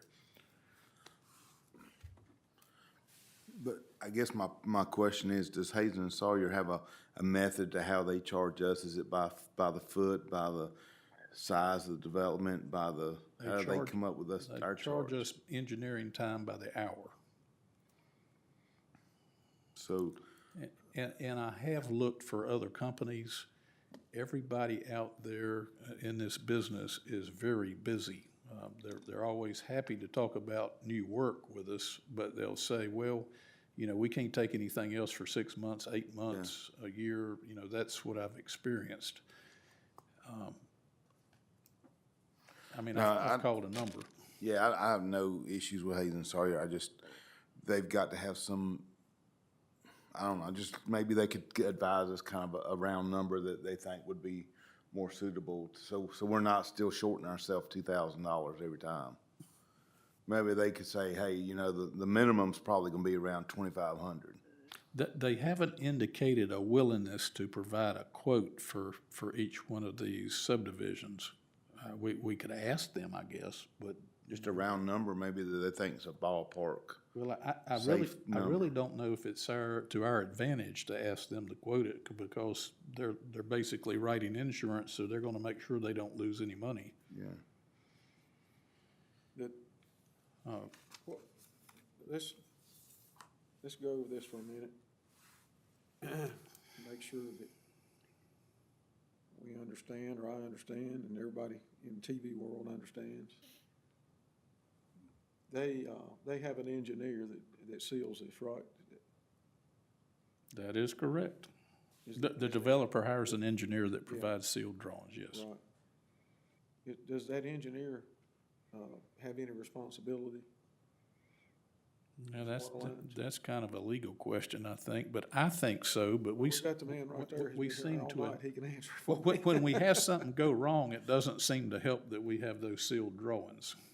Well, the engineer was working for the person who hired him, so they have, the person who hired him can come after them. if they We breach. can't. Is that what you're saying? No, we don't have any privity with them, Right. Okay. so they're not working for us. All right.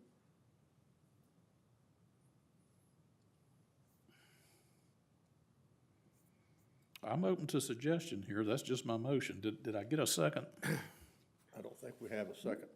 Well, then, Well, restate your motion. Yes. Ms. Martin, would you restate my motion? I'm sorry, I was just gonna ask you that. I was switching from one document to the next. $1,500 initial fee, Okay. $1 a foot for the main. It's $1 a foot for the inspection and $1,500 to review the plan. We review plans first, ask for any necessary changes, go through that process, and then when the installation happens, the town conducts an inspection. Do we have a second? I'll second it. Any further discussion? Jim? Aye. Derek? Aye. Jimmy? Aye. Tim? Aye. And I am also aye.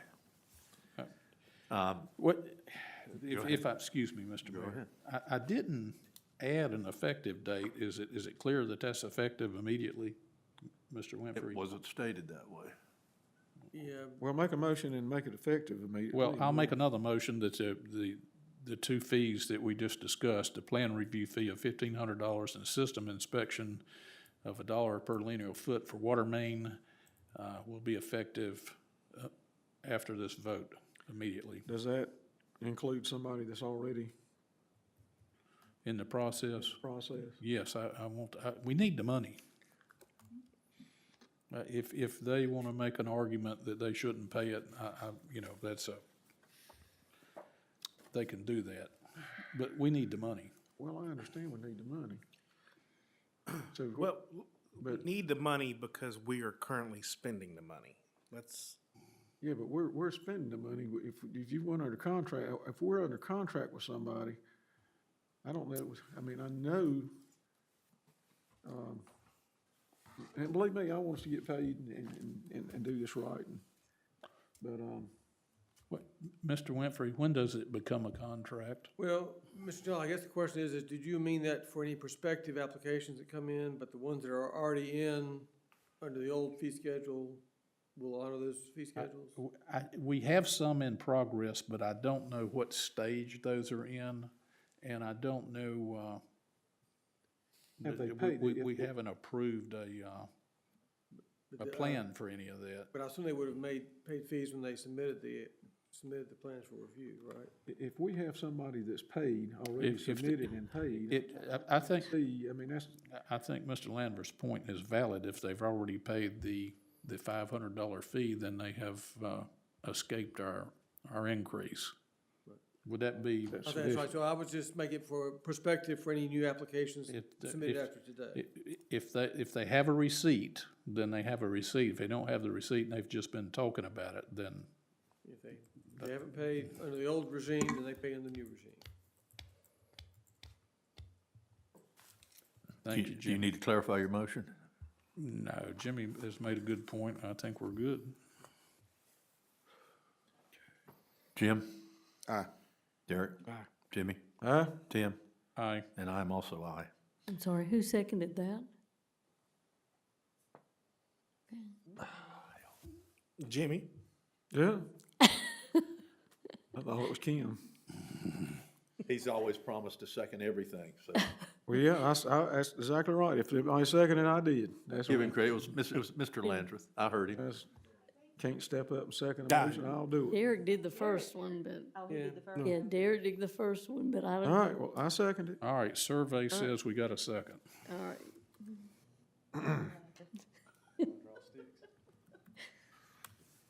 I may even do it. Let me do a couple of announcements. The Town of Stokesdale, Town Planning Board. Was there one more thing? that No, Tim had? yeah, well, the vault, I'm sorry, there was, I forgot that one. Okay. I just love to be here sometime. I know, vault. Help me out, Tim, I can't read my writing again. Vault discovery for We, water meters? I added an agenda item to discuss our water meter vault protection adjacent to driveways. This is related to a recent case that we did some repairs on 68 at an address because NCDOT cut a line and then I think ENSCO came along, cut a line. Anyway, the long and the short of it is the property owner has taken out their old concrete driveway pipe and put in a new one.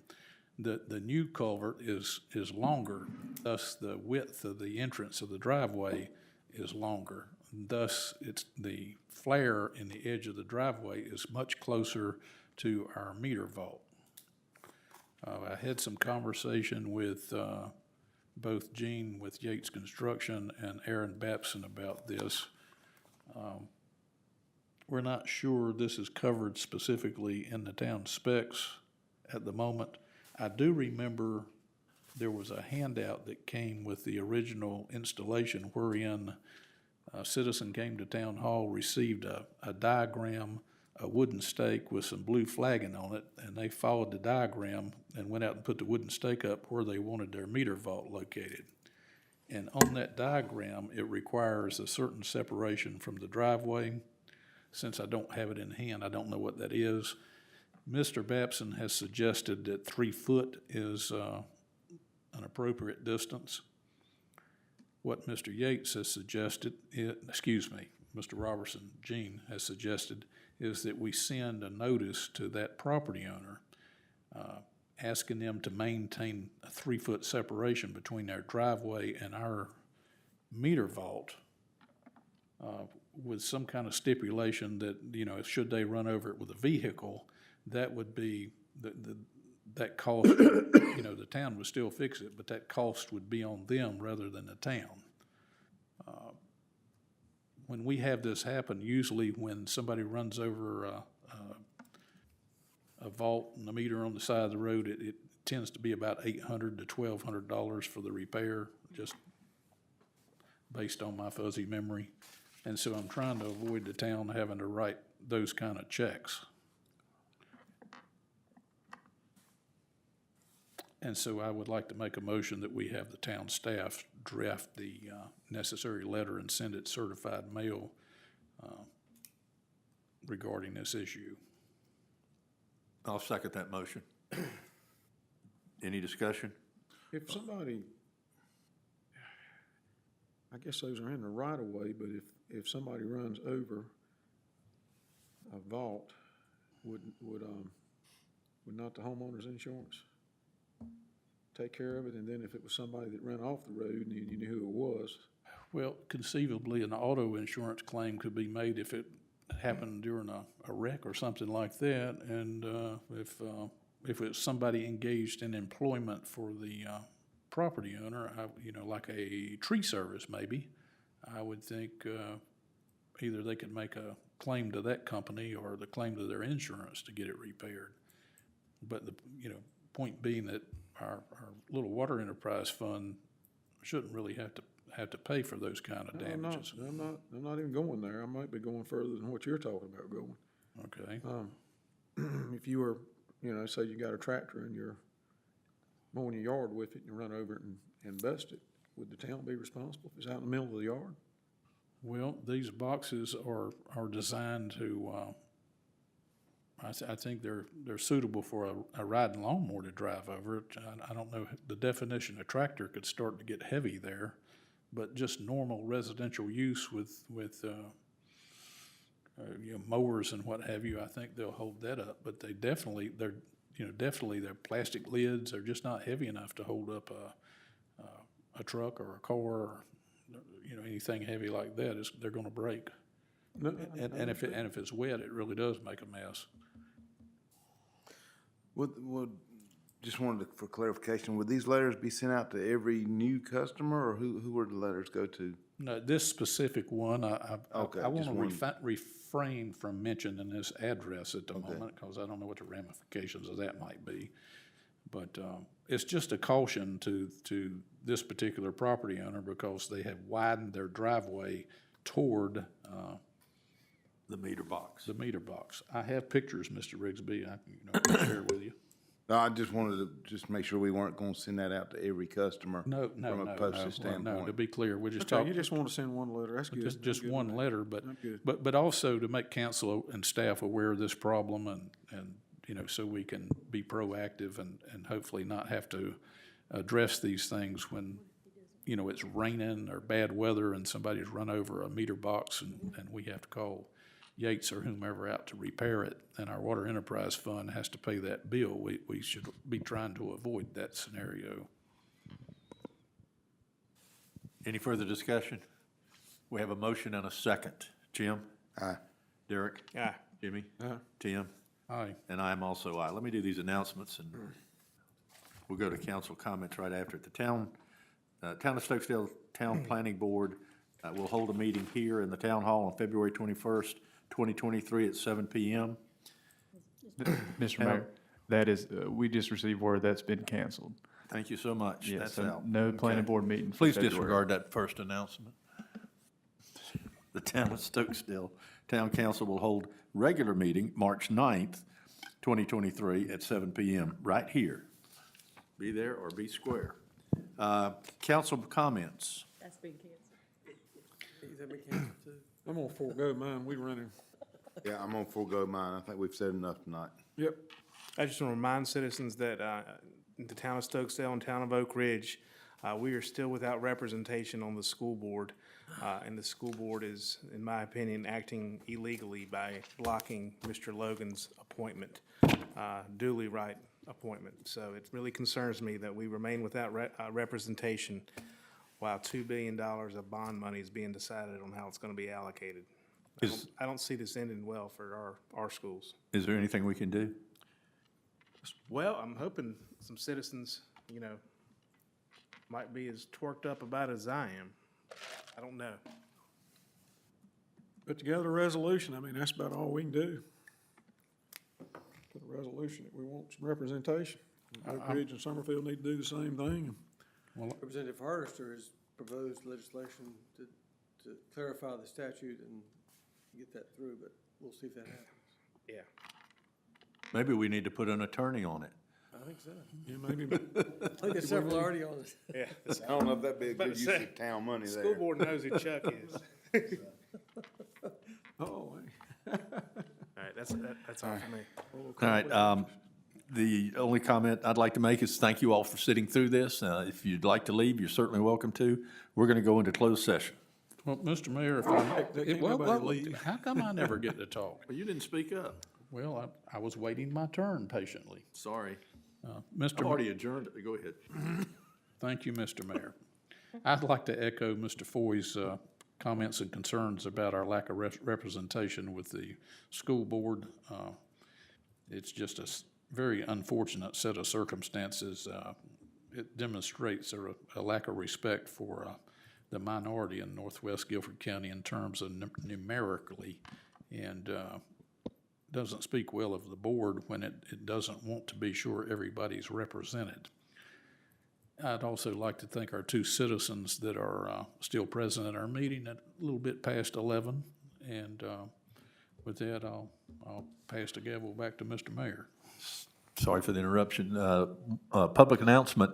The Stokesdale Christian Church is doing a fundraiser this Saturday with soup and sandwiches, I believe. So please take part. It's from 5 o'clock to 7 o'clock on Saturday. With that said, we're going into closed session. Do I need to make a motion for that? You gotta make the Absolutely. motion. Need to make a motion for closed session in accordance with 143, 318, 11. Do I need to clarify that Yeah, anymore? just, we need to say the permitted purpose, and I don't even know why we're going in closed session. Attorney-client privilege. Well, it won't be long if we don't The have. consultation with the attorney on legal matters is one matter. Okay. Yes, that's right. You had asked for that. I'll second. Discussion. Permitted purposes. It's the policy of the state. Closed session shall be held only when required to permit a public body to act in the public interest as permitted in this section. The public body may hold a closed session and exclude the public only when a closed session is required. Clear enough?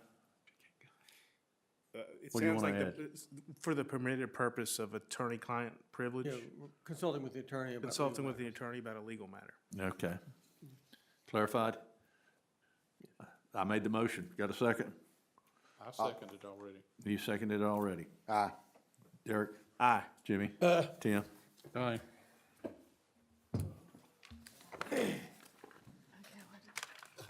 What a day for a day.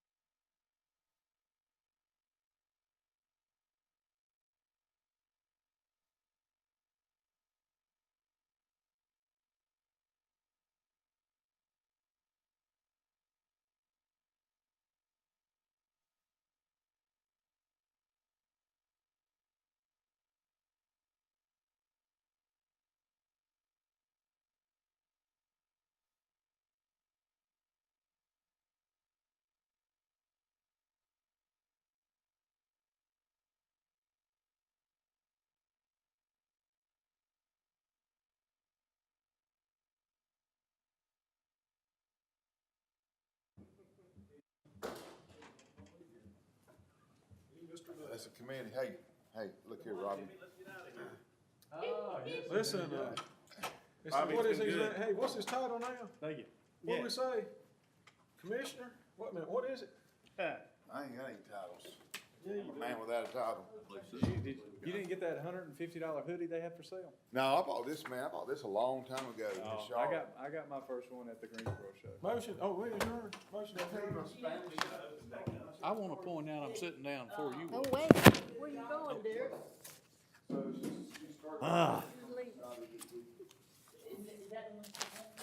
And we lose T? Yeah, he checked out. Sissies. I make a motion that we reconvene. Second. Second? Aye. Everybody that's aye, Aye. without objection. Jim? Jim, Aye. motion to reconvene, you good with that, in open session? I make a motion to adjourn. Second. Oh, wait, y'all going too fast. Any discussion? Jim? Aye. Jim? No. Okay, Derek? Aye. Jimmy? Jimmy? Tim? I said aye. You did? Out of order. And I'm aye.